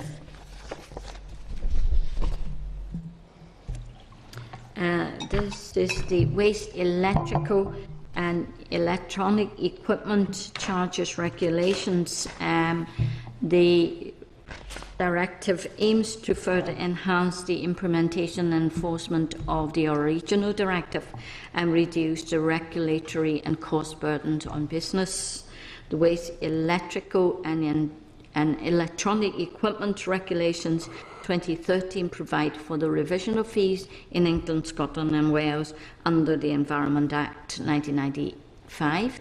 As this Act does not apply to Northern Ireland, the Department plans to make the waste electrical and electronic equipment charges regulations to introduce fees and charges on a cost recovery basis. This will provide funding for staff and resources in NIEA to enable the implementation of the 2013 regulations. It is intended to have the amended legislation come into operation by the end of July 2014. The regulations will be subject to negative resolution. Members, are you content for the department to proceed in making the rule? Content? No. Okay, we moved on. Item 13, page 343. The Planning Hazardous Substance Amendment Regulations, NI 2014. The rule will amend the regulations to transpose Article 30 of the Seveso III Directive in respect of land use planning in Northern Ireland. The amendment to be made is that heavy fuel oils would be added to item 36, petroleum products in the table in Part A of Schedule 3. The controlled quantity will be increased from 100 tonnes to 2,500 tonnes. The proposed amendments were set out in the Department's pre-consultation submission, which was considered by the committee on the 21st November 2013. There are no policy changes to these proposals, but as a result of consultation feedback, the NI regulations now include transitional arrangements similar to those introduced in England. This will ensure that there is no disadvantage to any NI operators and enable the smooth operation of the hazardous substances consent regime for existing consents and for the determination of any applications made prior to the operational date of regulations. It is proposed that the rule will be made during June 2014 to come into operation in July 2014. The statutory rule is subject to negative resolution procedure before the Assembly. Are members content for the Department to proceed in making the rule? Content. Okay.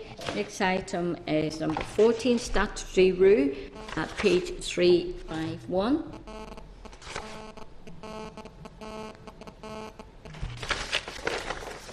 Interference? Are you getting interference? Yep. Members, your mobile switch off or anything? I can hear the interference. Okay. This is the Statutory Route of Local Government 2014 Act, Commencement number 1 and number 2, and brings into operation Section 38, Section 53, Section 124, and Section 127 of the order. The Local Government 2014 Act, Commencement number 2 order 2014 was made on the 2nd of June 2014 and brings into operation provisions of the Local Government Act Northern Ireland 2014. Members, are you content to note the orders? It's really for noting only. Okay. Yep. The next Sure, item. what difference would it make if we weren't? Well, yes. Item 15, committee inquiry into wind energy. So we're getting a briefing from NIE and the utility regulator. Members, you have a cover note at page 353. A copy of the original submission from NIEA is at page 356, and the presentation from the utility regulator is at page 378. So we have 3 members coming in to give us the briefing. So if I can welcome Michael Atkinson, the head of Generation Connections, NIE, Mr. Dennis Kelly, who's the Network Development Manager, NIE, and Ms. Tanya Hetley, Director of Electricity, Non-Ireland Authority for Utility Regulations. So, members, just to remind everyone that this session will be recorded for Hansard and will be included in our report when we publish it. Okay, we're a bit short of time, so if you want to go ahead, Michael, to give us a brief presentation. We have your papers already for members. Chairman, would it be acceptable to circulate some images which... Yes, of course, yep. Can the staff at the back just try to distribute it, make it quicker? They're all complete. Yeah, they're all sort of complete. 3, 1, 2, 3, yeah. That's right. Should have said that. Set of images. Just take 4, that's it. I hear you. Yourself.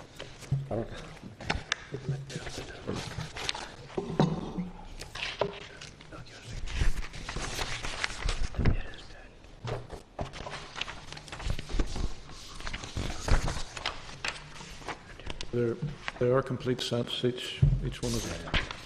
Yeah.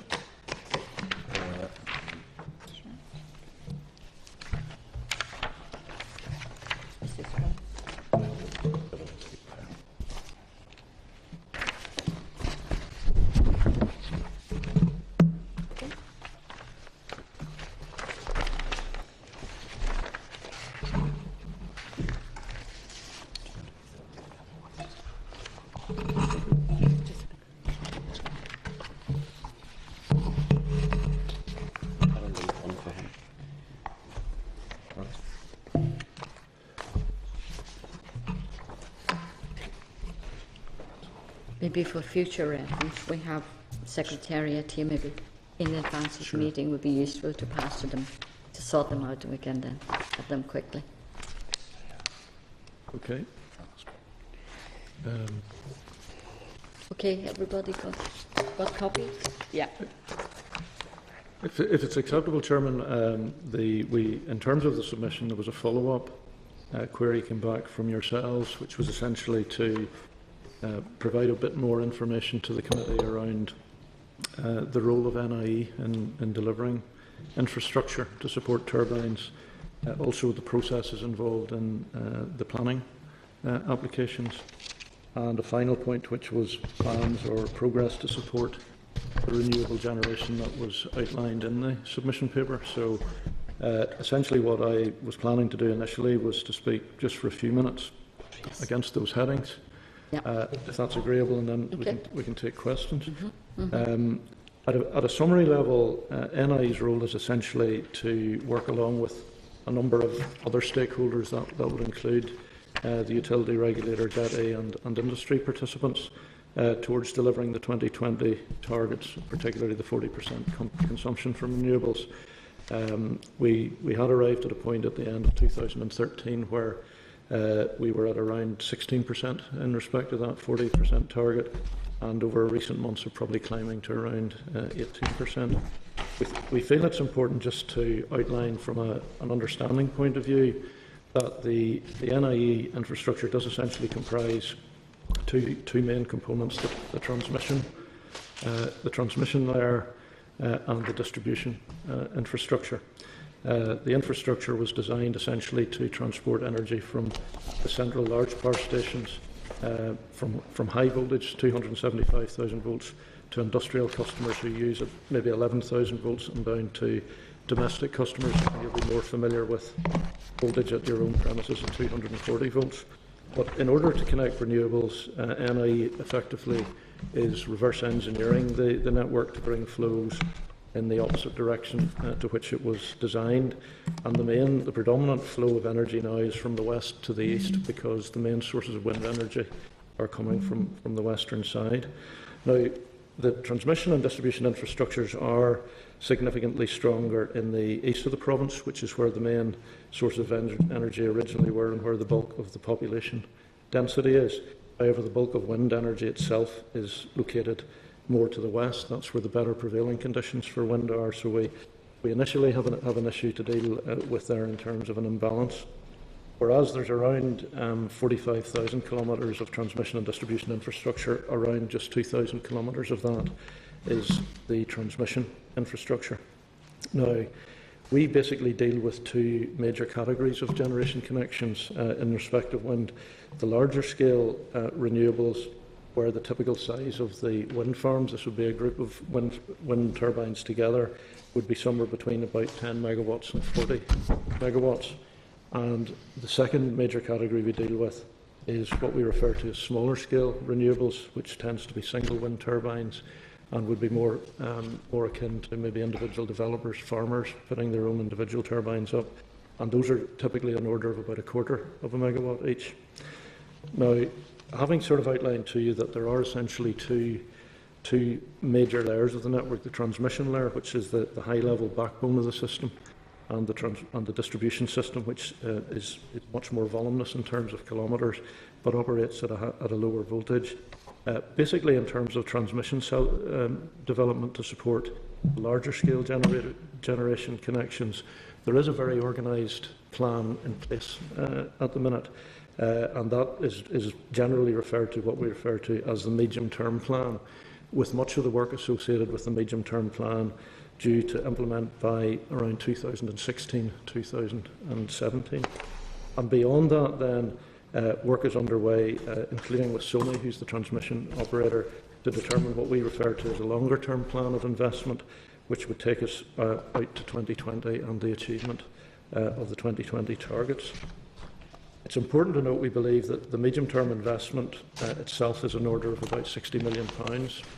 That investment in the main has been agreed with the utility regulator. That work essentially involves reinforcing our 110,000 volt network along corridors which you would perhaps recognise: Kells, Coleraine, Tamnamore and Omagh.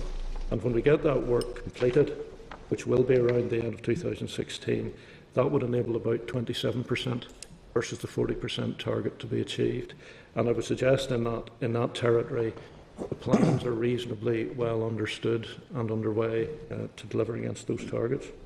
Beyond that, then, what we would refer to as the longer-term plan, there is more substantial investment required to take us, if you like, to the next level, to get up towards the 40% target. And that may be an order of about £420 million, we believe, 100 million of that being in relation to the North-South interconnector, which is an important component of that delivery. Now, at this point, whilst initial plans and plenty of work has been undertaken to determine what that further investment would look like, it has not as yet been finally agreed, and that, to me, or from an NIE viewpoint, would represent part of the challenge that we need to address in the more immediate term as to how we get to the final part of the 2020 targets. A vital part of NIE strategy in delivering against these investments has been the development of what we call the cluster method. If you imagine, we've got 31 large wind farms installed already and another 30 or so on the way. What we wanted to avoid was to have a sort of plethora of lines crisscrossing the province. And what we did instead was, in conjunction with the regulator, we developed a proposal where essentially we extend the transmission network out to appropriate points, and we connect the wind turbines back to what we call cluster substations. And it means there's a more efficient construct to the network, and you can sort of get a sense of those ideas of what we refer to in clusters under the slide that's entitled Large-Scale Generation Cluster Connections. And that's just to give you a flavour there, where we've circled, for example, in the area of Macrokeil, Drumquin, Tremogue, Fort and Mid-Antrim. Those are what we call cluster locations, where we've brought the network out sort of to the centre of those circle marks, so that we can connect the wind farms back more locally rather than have very long lines developing across the countryside. Now, that dramatically reduces the kilometre length of individual electricity lines required for a given volume on wind farms, and it aligns also with NIE's obligation to develop the network efficiently. Importantly, again, just in terms of introducing the subject, albeit that an organised plan is in place for developing the transmission network to accommodate the larger scale wind, which will deliver the vast majority of the targets. It is not the case with the distribution system, which is where the smaller scale generators, the individual wind turbines, connect onto. And in that territory, we have run into difficulties, because as more and more small wind turbines have sought connection, and we're seeing very high levels of application, particularly in the west of the province.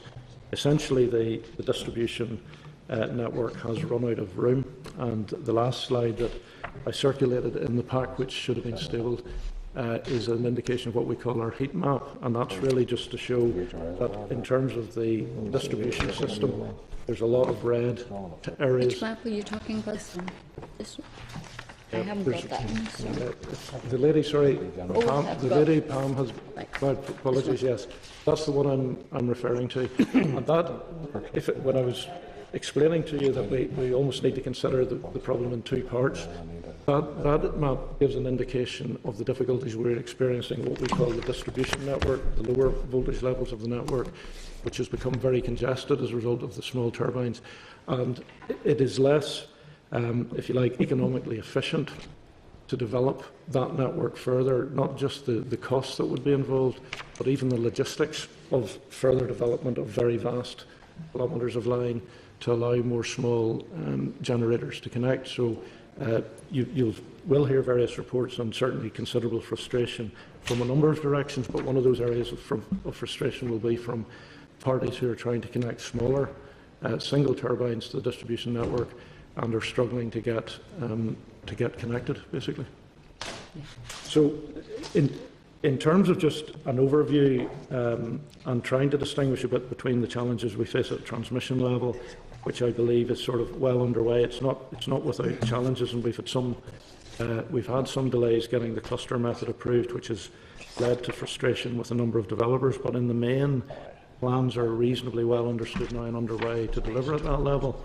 But certainly a problem does exist at distribution and connection of small individual turbines, and those parties are not likely to contribute a significant proportion of the 40% target, but they have responded to incentives that have been made available to them, and that has created a difficult situation for those parties. So that's really just a flavour of how we feel we're getting on before we maybe refer a bit to some of the processes involved in the planning applications, if that was okay. And I was going to ask Dennis just to talk to that briefly. Hello, everyone. Yeah, I think one of the frustrations in the planning process is that Northern Ireland has a very high percentage of planning permission grants to wind farm developers, but for the reasons that Michael has alluded to, we can't get those connected. We're very proactive in the planning process. There's two elements to it. Obviously, the person who is installing the wind turbine applies for planning permission, or any renewable for that matter. We get advised through the DOE EPIC planning system that as consultees, and we would respond to them. Primarily in terms of safety. We want to know if a wind turbine is going to potentially cause an issue on the infrastructure nearby, or whether vehicular access to that site is going to be a safety issue. And that's one aspect that we would comment on in terms of the applicant's planning site and development site directly. As far as the connection itself is concerned, we would then organise the wayleaves, consents, easements and routes, and do the design and development. We're proactively involved with the developers, and we go out at an early stage and talk to landowners and the interested parties. It is important to note that we won't provide quotations or do any development on our side until such times as planning permission by the authorities is granted. Sometimes, whenever the planning involves a cluster development, we would obviously have to tie up with the regulator at various stages to ensure that the capital investment plan is understood. But it introduces additional timeline factors that we need to take into consideration. I think that's just a high-level overview. Okay, and really then, Chairman, just finishing off from in terms of our summary introduction, we have referred in our submission to the medium-term plan. We've alluded, I think, to the rollout of this cluster methodology, which is very important to us. We have to acknowledge that getting those things up and running has caused some frustration. I think it is worth noting that considerable progress has been made here. We need to meet the 40% targets. We need to have installed an order of what we refer to as 1,600 megawatts. We've currently got around 600 megawatts installed. We've another 320 or more in the actual delivery pipe about to be connected over the next 2 to 3 years. And as well as another 100 megawatts or so of live offers that we need to process.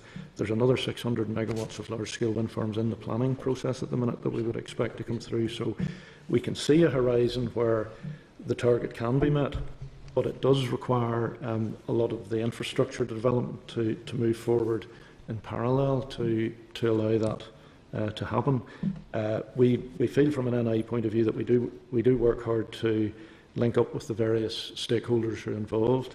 There's various approvals and interfaces that need to play out. We have a close working relationship with the regulatory side now as we move forward to get the clusters approved and agreed, but it does require quite a joined up approach. We feel certainly we can't afford to operate in isolation from each other. We need to work in a very joined up way, and NI would certainly try to explain the same things as we attend various forums with DARD local councils. We've attended most of the local councils now in the west of the province to try and outline the situation. We do meet with considerable frustration, admittedly, out there that progress hasn't been good in some areas, but that's part of the journey we're in at the moment. Thanks very much indeed. Tanya, you want to say something? You're okay? Well, I have a few slides if you want me to clarify. Can I start by saying thank you very much for this opportunity to give evidence, and I thought there was value in perhaps me clarifying the utility regulator's role in relation to this issue. The utility regulator puts in place price controls for monopolies in gas, electricity and water, and in this case we're concerned about the electricity network. So we are basically approving the investment that NIE is using to develop the network. And what we're really doing there is we're allowing NIE to charge all consumers in Northern Ireland who use electricity for the extra network that they're building. So we're effectively signing the cheque for consumers, and you then pay the costs of that investment in your electricity bills. It's also worth noting that we are a complaints body, and we are also a dispute body. And if somebody was to raise a dispute because they're unhappy with their connection or the process or their offer, we go into a sort of semi-legal role where we would determine the dispute and be able to make a direction that would be binding on NIE at the end of that. We also approve the charges NIE puts in place in terms of the methodologies they apply, for example, clustering, and what they actually would charge within a connection offer to anyone who seeks to connect. We monitor the company to make sure it's compliant with its licence. So within NI's licence, there are different pieces which relate to legislation. So if government puts in place legislation, we then would, if it was appropriate for NIE, reflect that in the licence, so we can monitor their compliance with that. And that's very important in terms of the policy context in relation to developments that are taking place in a European level, as well as developments that are taking place locally. It's worth, I think, mentioning the renewables journey that Northern Ireland has been on. In 2007, there were only 18 wind farms connected with a total of 227 megawatts. So you can see we have come quite far on that journey when you compare that to the figure of 18% of our energy that is now being used in Northern Ireland, and the capacity that we now have of over 600 megawatts. But it's also worth noting our ability to continue on that journey. And in relation to that, I want to emphasise the need for the North-South interconnector. It was originally envisioned that that would be in place for 2012. It's still uncertain when it will happen, and that impacts not only on our ability to meet the renewable targets, but also on security of supply, which I'm sure many of you have heard of before. Finally, I was asked to mention the Renewable Grids Liaison Group, and this was a group that the utility regulator set up to allow open and transparent interaction between all of the various renewable interested stakeholders and NIE and also SONI. So the idea was, rather than have individual companies or individual areas of development coming to us, we would set up something that was open and transparent, and we could get everyone together to discuss the issues and provide evidence and information to allow the policy to be implemented in a way that was effective going forward. And what we do with that group is we publish the minutes. We have representation from all of the different renewable stakeholder groups, small scale and large scale, and both onshore and offshore. It was started in 2012, and there's terms of reference, minutes, all the presentations are all on the website for anybody who wishes to look at it.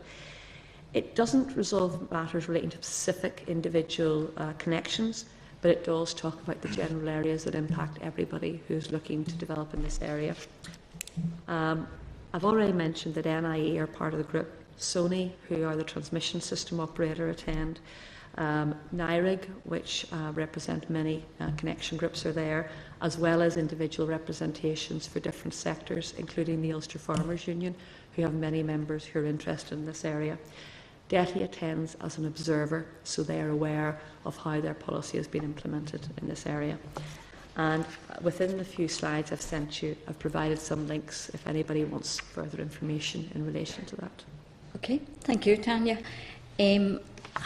Michael and Dennis, from what you said, really in many ways reconfirm what we've been hearing from the last week's stakeholder event, and also from their submissions. There needs to be really a very strategic overview, over coordination of the whole issue of wind turbine development, and the issue of capacity. And as you said, it needs to be going parallel of the infrastructure.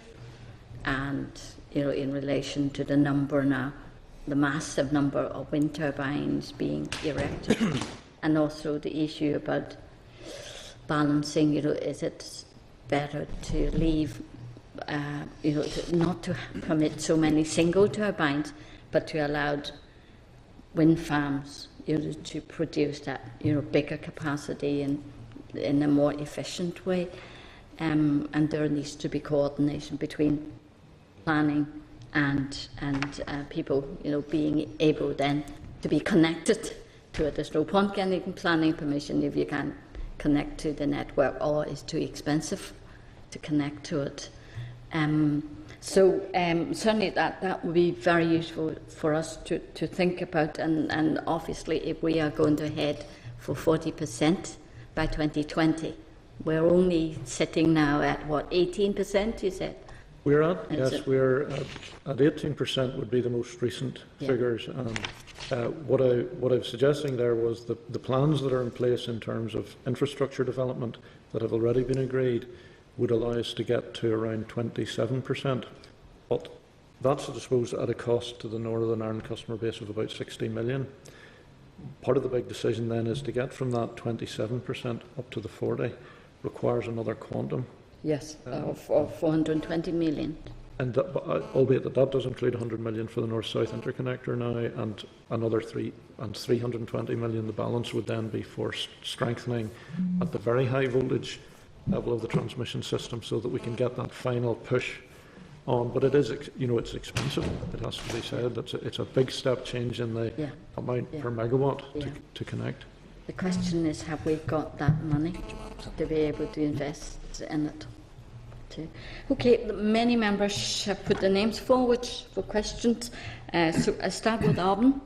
Thank you very much, Chair, and thank you very much for the documentation. It's very, very useful, and the illustration is very, very helpful.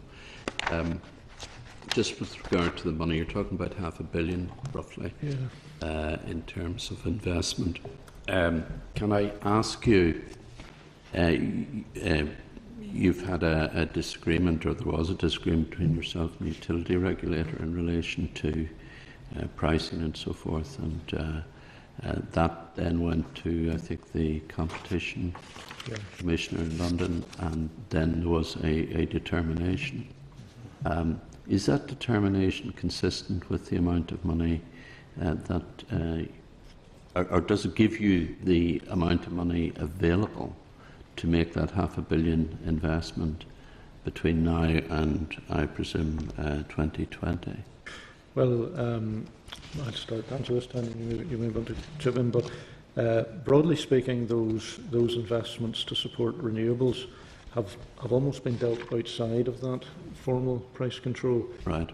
And the debates and disputes or whatever we've had with the regulator have been more around the day-to-day development, further development of the network. All the investments that we've talked about so far, for example, the medium-term plan, the £60 million, has almost been developed outside of formal price control on a case-by-case basis with certain investments, and agreed on that basis. Now, certainly our expectation and understanding from the outcome of the Competition Commission is that that should not affect us in terms of seeking further justified but presented cases for further investment, because the renewables work is essentially being dealt with outside of the formal. That's extremely helpful, and that includes the interconnector then as well. Yes, that's right. I suppose decoding what you were saying in relation to the increase in capacity, there is a weakness in the way capacity is being developed, and that relates to single turbine development, and that it's the less productive and less effective way to increase capacity. Is that a fair comment? If you were looking, yes, if you're considering the situation in terms of what is the best strategic and most practical logistical method of getting the 2020 targets, you would definitely concentrate on the large wind farm size. Development of the transmission system, whilst it's relatively expensive, it's of much less physical length. It's easier to work with and develop, whereas if you try to meet targets by connecting a high volume of smaller machines to the distribution network, firstly the distribution network is pretty much at maximum capacity at the minute, but the logistics associated with it, not just the money, but the logistics associated with developing the distribution system to help you make significant inroads towards the target doesn't make a lot of sense. Now, you know, that we have to recognise in parallel with that incentives have been introduced, which are making the small wind single turbines attractive to investors, and unfortunately it's the case that they've maybe some of the individuals will have made significant investments here, and they've got to the final stages with getting their application into NIE for grid connection and found out that it's going to be quite expensive, or maybe not viable, and that's very problematic territory. But at a strategic level, it makes sense to concentrate more on transmission connection of large wind farms to bring them. And whenever the smaller investor with the single turbine comes to you and says, well, I've got my planning permission, or I'm confident of getting it, and all the other work has been done and completed and so forth, and goes along to you and asks you for a price for a connection, effectively. What's your response? I mean, obviously there's a response in terms of figures, but are you saying to them, look, the price is quite high here? The reason for the price being high is because of the difficulties in getting connection, because of the work that has to be carried out, etc. Is that really what you're saying to the small investor? What we've, if we sort of consider the small investor going through a sort of decision-making process, he'll look at a site, he'll decide whether he wants to try and get planning permission agreed for a turbine. He would like to know at an early stage, if he can, how much it's going to cost. What we've been trying to do is by systematically going through local events, local councils, and also the DARD events, where a lot of the agricultural attendees would come along too. We've been trying to alert the various stakeholders. Ulster Farmers Union would be one, that it is going to potentially be problematic and costly to connect. When the developer actually decides, well, I'm going to go ahead, I'm going to get planning permission for my turbine, I'm going to come to NIE, he would normally pay us an application fee, £6,000 as an application fee. What we've done as the problem has become more acute, what we've done is we've agreed as we go through that application process, if they've paid for example, £6,000 of an application fee, we will get a pretty good idea at an early stage whether their connection is likely to be prohibitively expensive, and we will contact them at an early stage, give them an indication it may be £300,000, something very high, and offer to sort of rebate them back down to just the cost of what we call a feasibility study, if they wish to say, well, look, I'm not going to be able to afford it. I'm opting out. And try to reduce the cost impact that they've suffered in terms of going for an application with us. But whilst that maybe alleviates the problem a bit to them, it's not an entirely satisfactory situation. I suppose what we're trying to do now by issuing a heat map, for example, and we're working now to bring that to another level of granularity. What we're going to actually encourage people to do is to try and almost do a form of self-assessment at an early stage by giving better information, for example, on the website, which could give them an indication, I'm in a zone or a territory here where it could be really quite problematic. If they want to come to us and get a feasibility study done before they go through the whole process of planning, they can do that. But it is a wee bit of a catch-22, because literally each week that goes on can change the situation, and if somebody decides to maybe spend a bit of time getting a feasibility study work done with NIE, by the time we've given them that study and they then go and get planning permission for their turbine and get back to us with a formal application, the situation could have changed dramatically, or worsened dramatically. So what appeared to maybe be viable in April or May, by the time they get to us in June or July with a formal application, it may not be as attractive. So, you know, it is not a pretty picture out there. I think the best we can do at the minute is to try to forewarn as best we can through the website information and the communications we do generally with stakeholders. But in essence, the room is running out very rapidly at work to connect. Can I ask one further question? Yeah. A quarter of a megawatt is the sort of capacity that you might get from a single wind turbine. What contribution does that make to the overall system in terms of capacity? In the region of the targets, for example? Well, when I was saying to you earlier, we've got a total of around 600 megawatts installed to date, just over 600, 620 megawatts, and that's in the context of the overall 1,600 megawatt target we're working to. Of that 620, at the minute, around 70 or so is small scale, the small scale generation. Right. So it tends to be 70 megawatts. 70 megawatts. Sorry. Yes. So it tends to represent, and we would see it continuing to represent, a proportion of maybe about 10% of the total. So 10% small scale, 90% large scale wind. So it's not very significant, really. Well, it's in general terms, it's not. We're not saying that in a way to be demeaning to the people that are trying to connect small turbines, but at strategic level, it's not going to contribute the major proportion. Thank you very much. Yeah. I think that's what we've been hearing as well. Yeah. But I want to take up what you said earlier about people coming for the feasibility study. And you said maybe down the line when they have got planning permission, things may have changed. Yeah. What may have changed within months? Well, if I was to try and explain it, we get around 600 applications. Because it just makes sense for people to have an understanding of how much it will cost them and the route for connection and all that before they go ahead for planning application. But if I could maybe just explain the point, it's only at the point when you get your planning application and get your planning approval, my apologies, and get your application into NIE that you can effectively book your place in the queue. And until such times as you get your formal application in with us and book your place in the queue, other people can come in ahead of you. So whereas there was maybe 3 or 4 megawatts of remaining capacity on a line at the time that you had initial discussion with ourselves, by the time you said, well, I'm interested now, I'll get my turbine, I'll get my planning permission and I'll get an application in, by the time they go through that process, that 2 or 3 megawatts may no longer be there.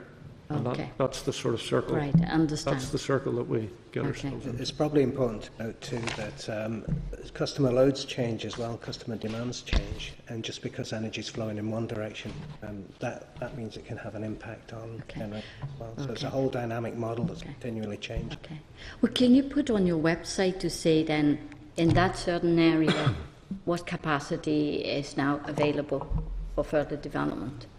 Well, because it pretty much changes on a day-to-day basis, we've tended to use the heat map example that you see here will be taken to another level of detail, but maybe not quite to the level of detail that you'd like to see in saying there's 3 megawatts here at the minute or there's 2 megawatts here. We feel probably the most practical way to provide the information is to colour code it in terms of, red indicating that we've pretty much run out of capacity at a certain point. Amber is maybe indicating there are a few megawatts left. And a white area would probably indicate that there could be 8 or 10 megawatts of capacity remaining. But to be honest, it's a quickly changing situation, and we feel that it would be unwise and probably not entirely accurate to try and put very specific numbers down here. It has to be done in terms of broad guidance and try to update that broad guidance as frequently as we can. Okay, thank you. You okay? Alban, you finish your question? Yes, I have. Okay. Thank you very much. Right. Tom? Thank you, Chair. Thanks very much for the presentation.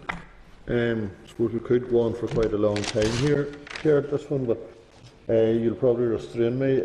Just wondering, there has been quite a lot of renewable energy resources going into the electricity grid over the last number of years, but electricity prices have risen enormously over that same period. Why is that? Are the renewables not efficient? It's to do with the wholesale energy costs primarily. Just because energy is renewable doesn't mean it still bids into the wholesale market at system marginal price. So the prices are set by the market. There is a misconception that just because it's from a renewable source that it's a lot cheaper, but it bids into the market as a commodity. So it's not cheaper? And so it's not necessarily cheaper. It depends on the time of day and merit orders and dispatch instructions from the central system operators. But that in itself the renewable bit doesn't necessarily pull the wholesale cost down. So is it actually increasing the price because it... Well, you could debate the structure of the market and the way pricing works in the market. Could I possibly probably have a little bit more knowledge on the wholesale market? Most renewable energy on the island of Ireland is a price taker. They don't bid in, they go in at zero price. And what happens is the price is set by the last generator that's brought on. So by having the renewables there, what you do is you reduce the need to get the more expensive gas or oil plant up and going, and therefore the price is reduced from that point of view. But like all of these things in electricity, there's a lot of complication there, and you have issues with security of supply and other services that are also needed, and sometimes renewable energy can increase those costs. But the Wind Energy Group have done a lot of analysis to show about the actual wholesale price being brought down. Well, are you telling me that renewables actually help to increase or decrease the price of electricity? Overall, renewables have brought the wholesale price down, but the actual wholesale price normally reflects... So who's ripping the consumer off? But I think... what I would say is electricity is regulated, and we would hope the consumers are not being ripped off. The main... I have to say, Tanya, that is not the feedback that I get as a representative, and I'm sure others are the same. Electricity prices are very significant to the consumer at the moment, and people are finding it hugely difficult to pay, especially older people, and electricity prices have risen hugely. And you can't tell me why that is. Well, we have a piece of work the utility regulator has done to compare prices for electricity for both domestic and commercial within Northern Ireland. And we are now actually looking further in more detail, and we'll be publishing further information on how those costs break down and why there's variations between Northern Ireland and where those variations, and other both European countries, and where those variations occur. But what you can see is our costs for domestic consumers actually compare quite favourably, but there's been issues raised about some of our more commercial costs compared to other places in Europe, and that's an investigation that we currently have underway. The price comparison has been published, and further work will be published. It's one of our flagship projects. We think it's very important that people understand and how there's transparency there on both how your costs are made up and why they are what they are. Okay, Gerald, I'll leave this point at only to say that renewables are heavily subsidised, and obviously we're paying for them through our government subsidies, and also the consumers paying additional. I have a couple of other points around the renewables still, and wind energy in particular. Obviously, this map is quite a worrying issue, especially for someone who represents people in Fermanagh and South Tyrone. Does that mean that people who have renewable sources like wind turbines can't actually access the grid at the moment? There would be significant areas in those red zones where we are at the minute having to issue offers, what we call offers, which are, on one side, they're quite expensive to get connection, but they're also conditional on further work being done on what we call the 33,000 volt network, to allow those generators to get on and connect. So it is at the minute a very gloomy picture in those areas for single turbines trying to connect onto the distribution system.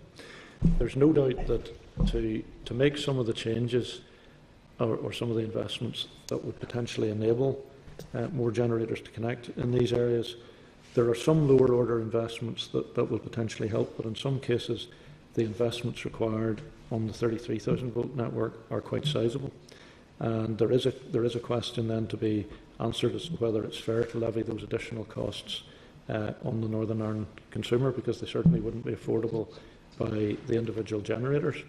The only sort of positive thing I can say to that is that we are looking at alternative methods at the minute by which generators may consider connecting, where, for example, We may offer them at some point in the not too distant future a method to connect where they simply connect without further sizable investment being made, but they have to take a chance that there may be some level of curtailment or reduction on their machine at such times as the network is becoming overloaded, and it may provide a method which is of some help. We're trying to look at it in some detail, but there's no easy quick fix for all answers at the minute. Basically, the network wasn't designed to take all this generation, and it's very heavily congested now. But is it right that some people cannot get connected at all, irrespective of the price you may charge them? Because I'm told that people who have made applications to NIE have been told they just can't get connected. Doesn't matter how much the cost may be. Well, that would be correct. In some cases, unless investment of several £1 million was made to allow those parties to connect, they will not be able to connect and export their energy on the network. We're currently in fairly intense discussions with the utility regulator on this particular subject, but it is the case, unfortunately, at the minute that in some cases we cannot connect and allow parties to export their energy onto the network. It's worth maybe mentioning that there's a legal duty on NIE to develop their network economically, efficiently and coordinated. They would submit their proposals to us for approval for investment, but they would submit proposals that they deem to meet that legal requirement. And then there's a duty on us to only approve money that is economically viable. And we have approved all of the money NI has requested for investment to date because we have assessed it as being economically viable. If you were talking millions of pounds for one connection of a substantially reduced size, it would be difficult to see how that would pass that test. So if the answer of investment was required, legislation would need to be changed because of both NI's legal duties and the utility regulator's legal duties. I'm assuming again by that map, these red areas basically can't take much more power going into them. Is that right? Does that mean the areas in red are just getting more power wanting to go into them than the other areas, or is it that there's a lower grade of system in those areas? I think, Mr. Elliott, the answer is part of both of those. The network in the west of the province historically, because of the population density in the west, it was built to a lighter construction originally, which means in many cases when customers in the west are looking to connect, there is a significant level of reinforcement has to be done, which puts quite a lot of cost onto their connections. But it's equally the case that in the east of the province, because the case for wind isn't as strong, there hasn't been as much interest in the east of the province. And certainly at the minute there would be areas in the east of the province which, if wind developers were coming to us looking for a connection, they would be able to get a connection at a relatively low cost. But the wind strength tends not to have been as good in the east as it has in those areas of the west. Would the utility regulator see any responsibility to bring the grid up to a level in the west that they have in the east and give equality to the people in the west? Because obviously if they have a lower grade or lower transmission system than they have in the east, they're being disadvantaged. I wouldn't accept they're being disadvantaged. The network was built to meet the need that was there, and it was deemed economic at the time. If there was a need to build more network, it would have to be economic, and both NIE, for their legal duties, and the utility regulator would have to be assured of that. We are looking at the connection policy. That's a review the utility regulator is committed to make, but it's back to your point on electricity prices. Somebody has to pay for this. So if the connector, the person who wants to connect, is not paying it, bills go up. Yeah, but the west are paying the same amount as those in the east for their electricity. You pay but for we still the don't have the electricity same. you But use. we don't have the same system. You pay for the electricity you use. So basically, you pay for the use of the network that you have, and that's something that's the same throughout Northern Ireland. And just finally, Chair, I'll leave it at this. The 420 million, these are huge figures. I think you said, and you used the term that utility regulator writes the cheque on behalf of the consumer, who then has to pay it back. So that upgrade, which includes the North-South interconnector, could cost, as Mr McGuinness said, almost £500 million to be paid for by the consumer. Is that the way it works? If NI was to submit investment of that level to us, which it has not done so, we would assess it and decide if there was value, economic value, for the people who are paying their bills for that investment. North-South interconnector, which Michael has indicated is about 100 million, is somewhere where we know there are costs to the consumer because that has not been built. They are clearly and easily identified. There's a clear need. As for the remaining investment after that, we have not assessed it, and there's been not the detail for us to carry out any assessment at this stage. Could you give us any hint, ballpark figure, if you were to spend or bill was on 420 million, what that would put on consumer electricity prices in percentage terms? I don't have those figures with me, but we do have that analysis because it's something we've done as part of NI's price control. But what I would also flag as technology moves on, and Michael has also indicated there is value perhaps for people connecting and not having 100% guarantee of being able to access the network 24 hours a day, 7 days a week. If people use more electricity, you obviously can get away with connecting more generation.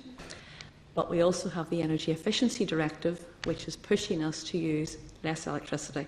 So there are these different competing areas that have to be balanced as we go forward.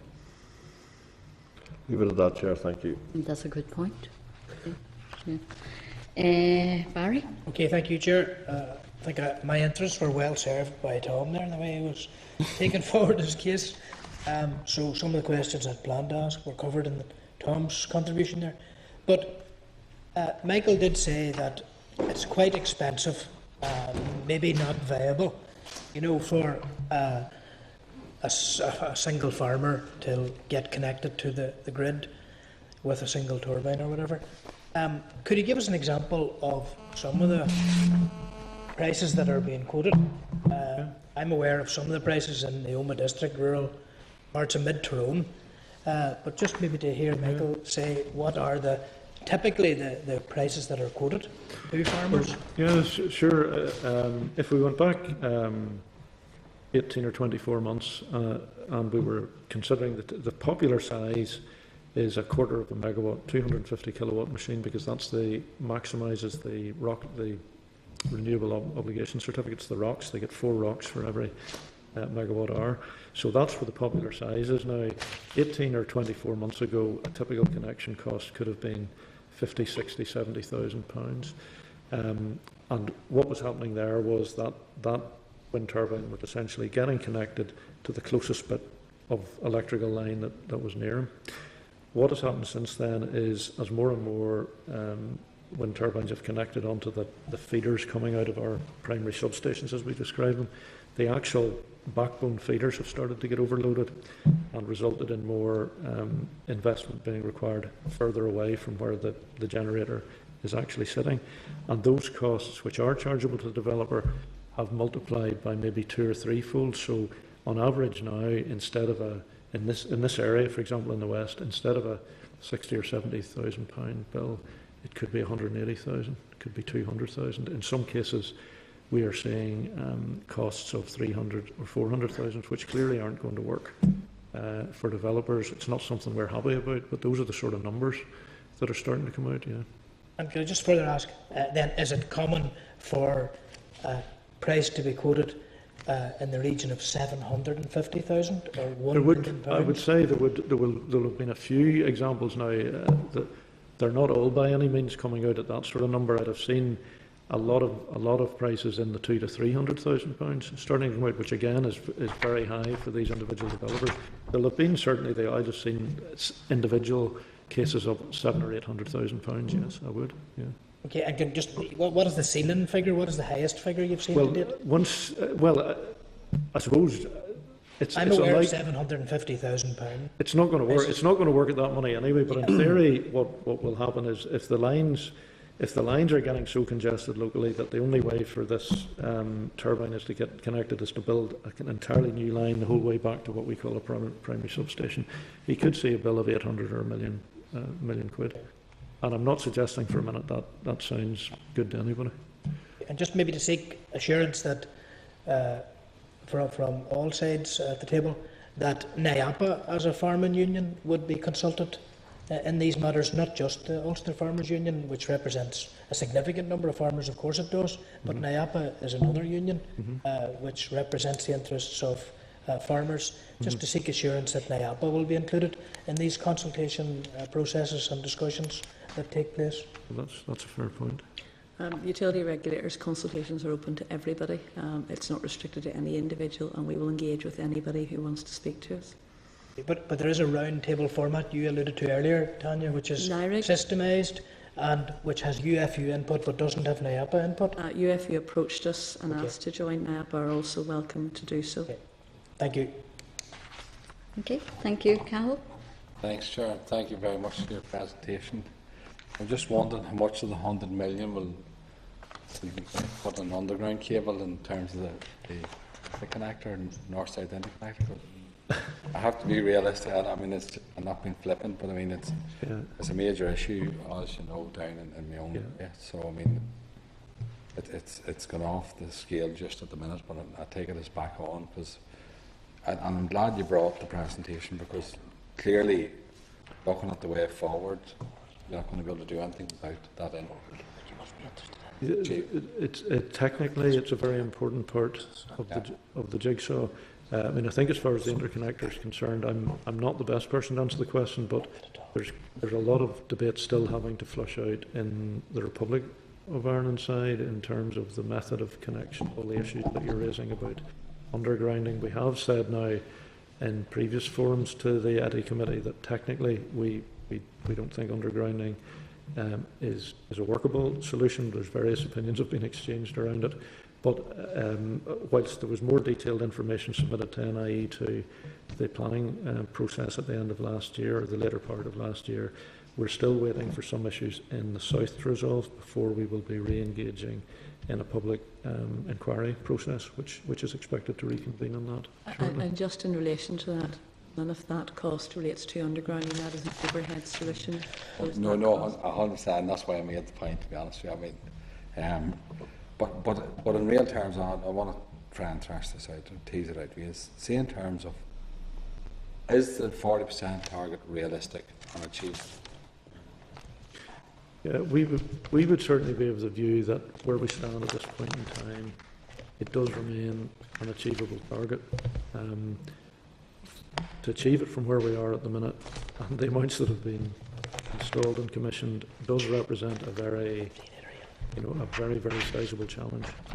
A very, very sizable challenge in terms of progressing all the approvals that Tanya's alluding to, and getting all the various parties joined up and working together on it. So I would say yes, it does remain achievable, but as time goes on, and we've still got difficulties with the interconnector, it becomes more and more challenging every day, pretty much. No problem. I just have two other points to make sure, Tanya. Just in terms of, I know it's a product and people, the consumer, always pays for it, right? But I take it there's no element of the consumer's ability to pay in part of all this, because clearly the market dictates the price for a product, and that's it. Would that be a fair assumption to me? For electricity, the costs have to be recovered from consumers. So we have a duty to be mindful of vulnerable customers, and that is something that we always look to. But within Northern Ireland, there is no cross-subsidy between people who have issues with paying and people who don't have issues with paying.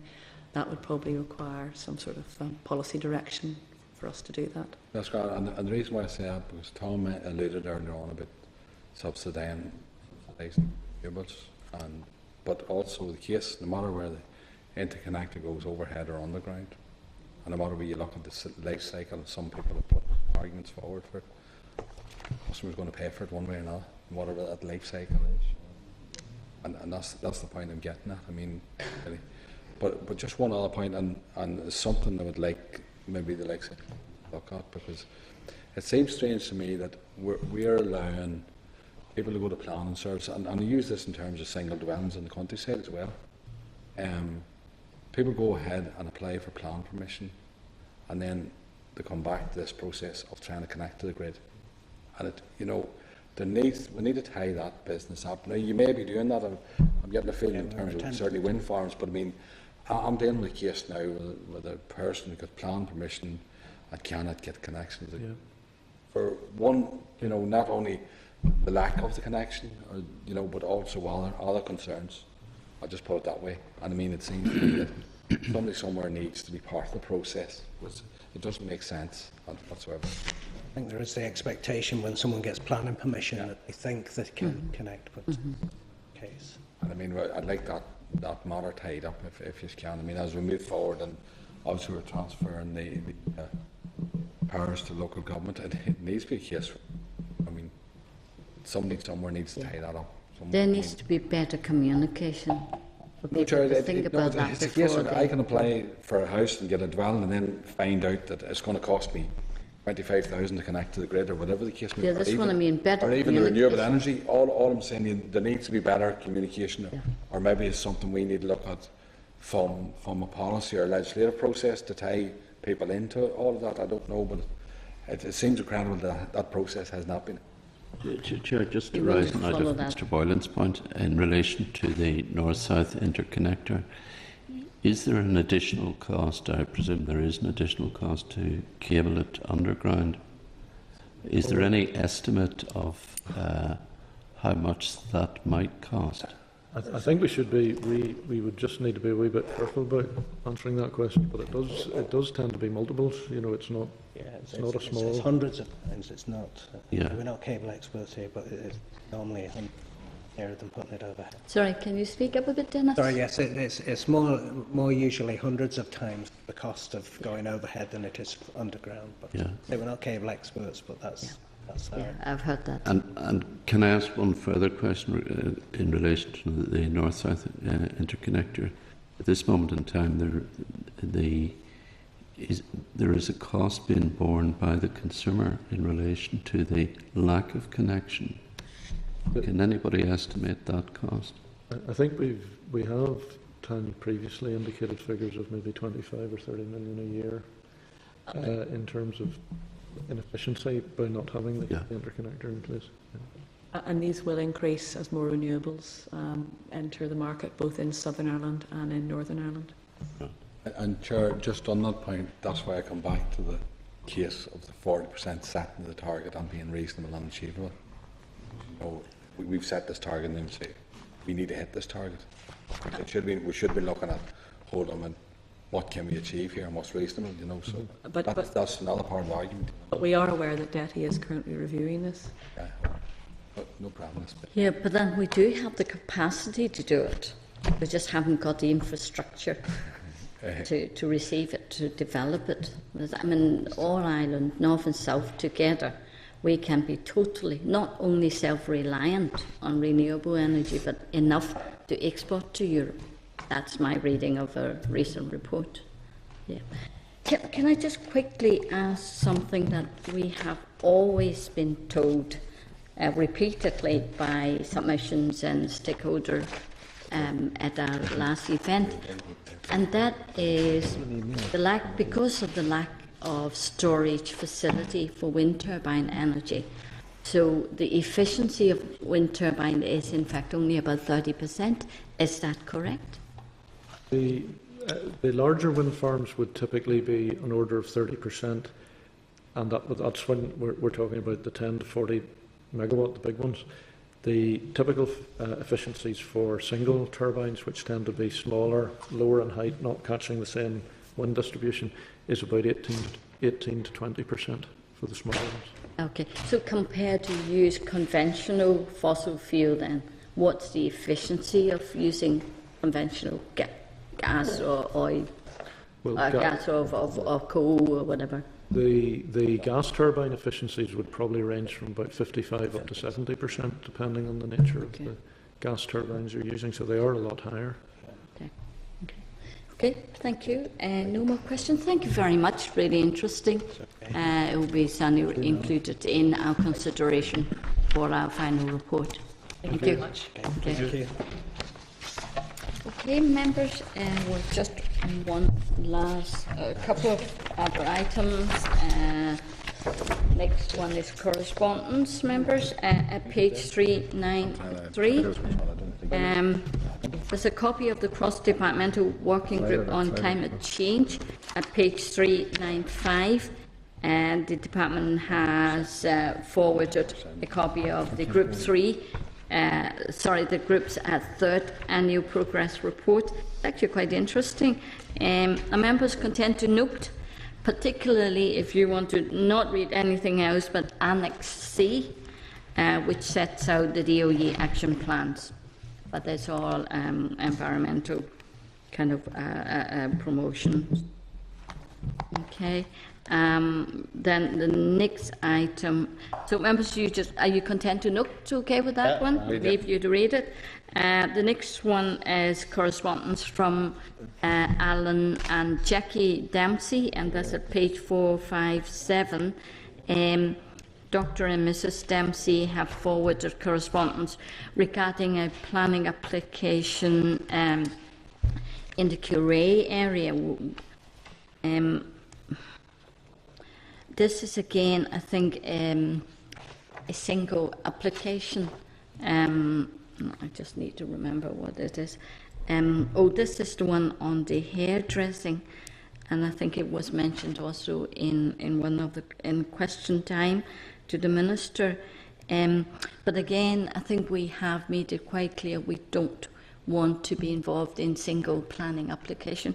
Members, would you be content if we just write back and said we cannot deal with this? Okay. Yep. The third one is correspondence from Windwatch. That's at page 463. They request an informal meeting to discuss outstanding issues with us. The group is unhappy with the level of engagement they have had during the inquiry process.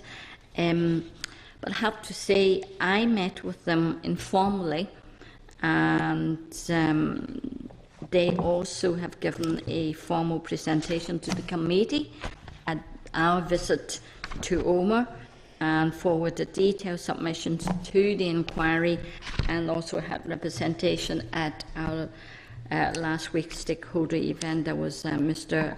Mervyn Keys was there, and I was at that table. So, members, would you like me just to respond to say we have already made a lot of engagement with them, and we are now really proceeding ahead with looking at different submissions, and we really maybe cannot afford to maybe give just one particular group over and over kind of formal or informal meetings. Yeah, why not? Members, are you content with that? Yeah. Okay. Okay, then the rest from page 464 to 486 are correspondence for you to note. Then forward work program, members, are you content to look to note any comments? And that's page 488. So no AOBs, and just to remind members that we are going to visit the wind farm site in Omagh next week, and then the following week will be our last session, 3rd of July, before the summer recess. Can we bring in board games and work casual clothes that day? No mince pie and all this time. Some fruit. Summer barbecue. Okay, right here. Thank you. Thank you, Chair. Thank you very much, members. We adjourn the meeting. Thank you. Chair, next Thursday I'll have to put an apology in for the restaurant, but I'll take it out to the hospital appointment on that day. I know you I don't know if come there was back something on that was that. happening. Oh, it's just too far.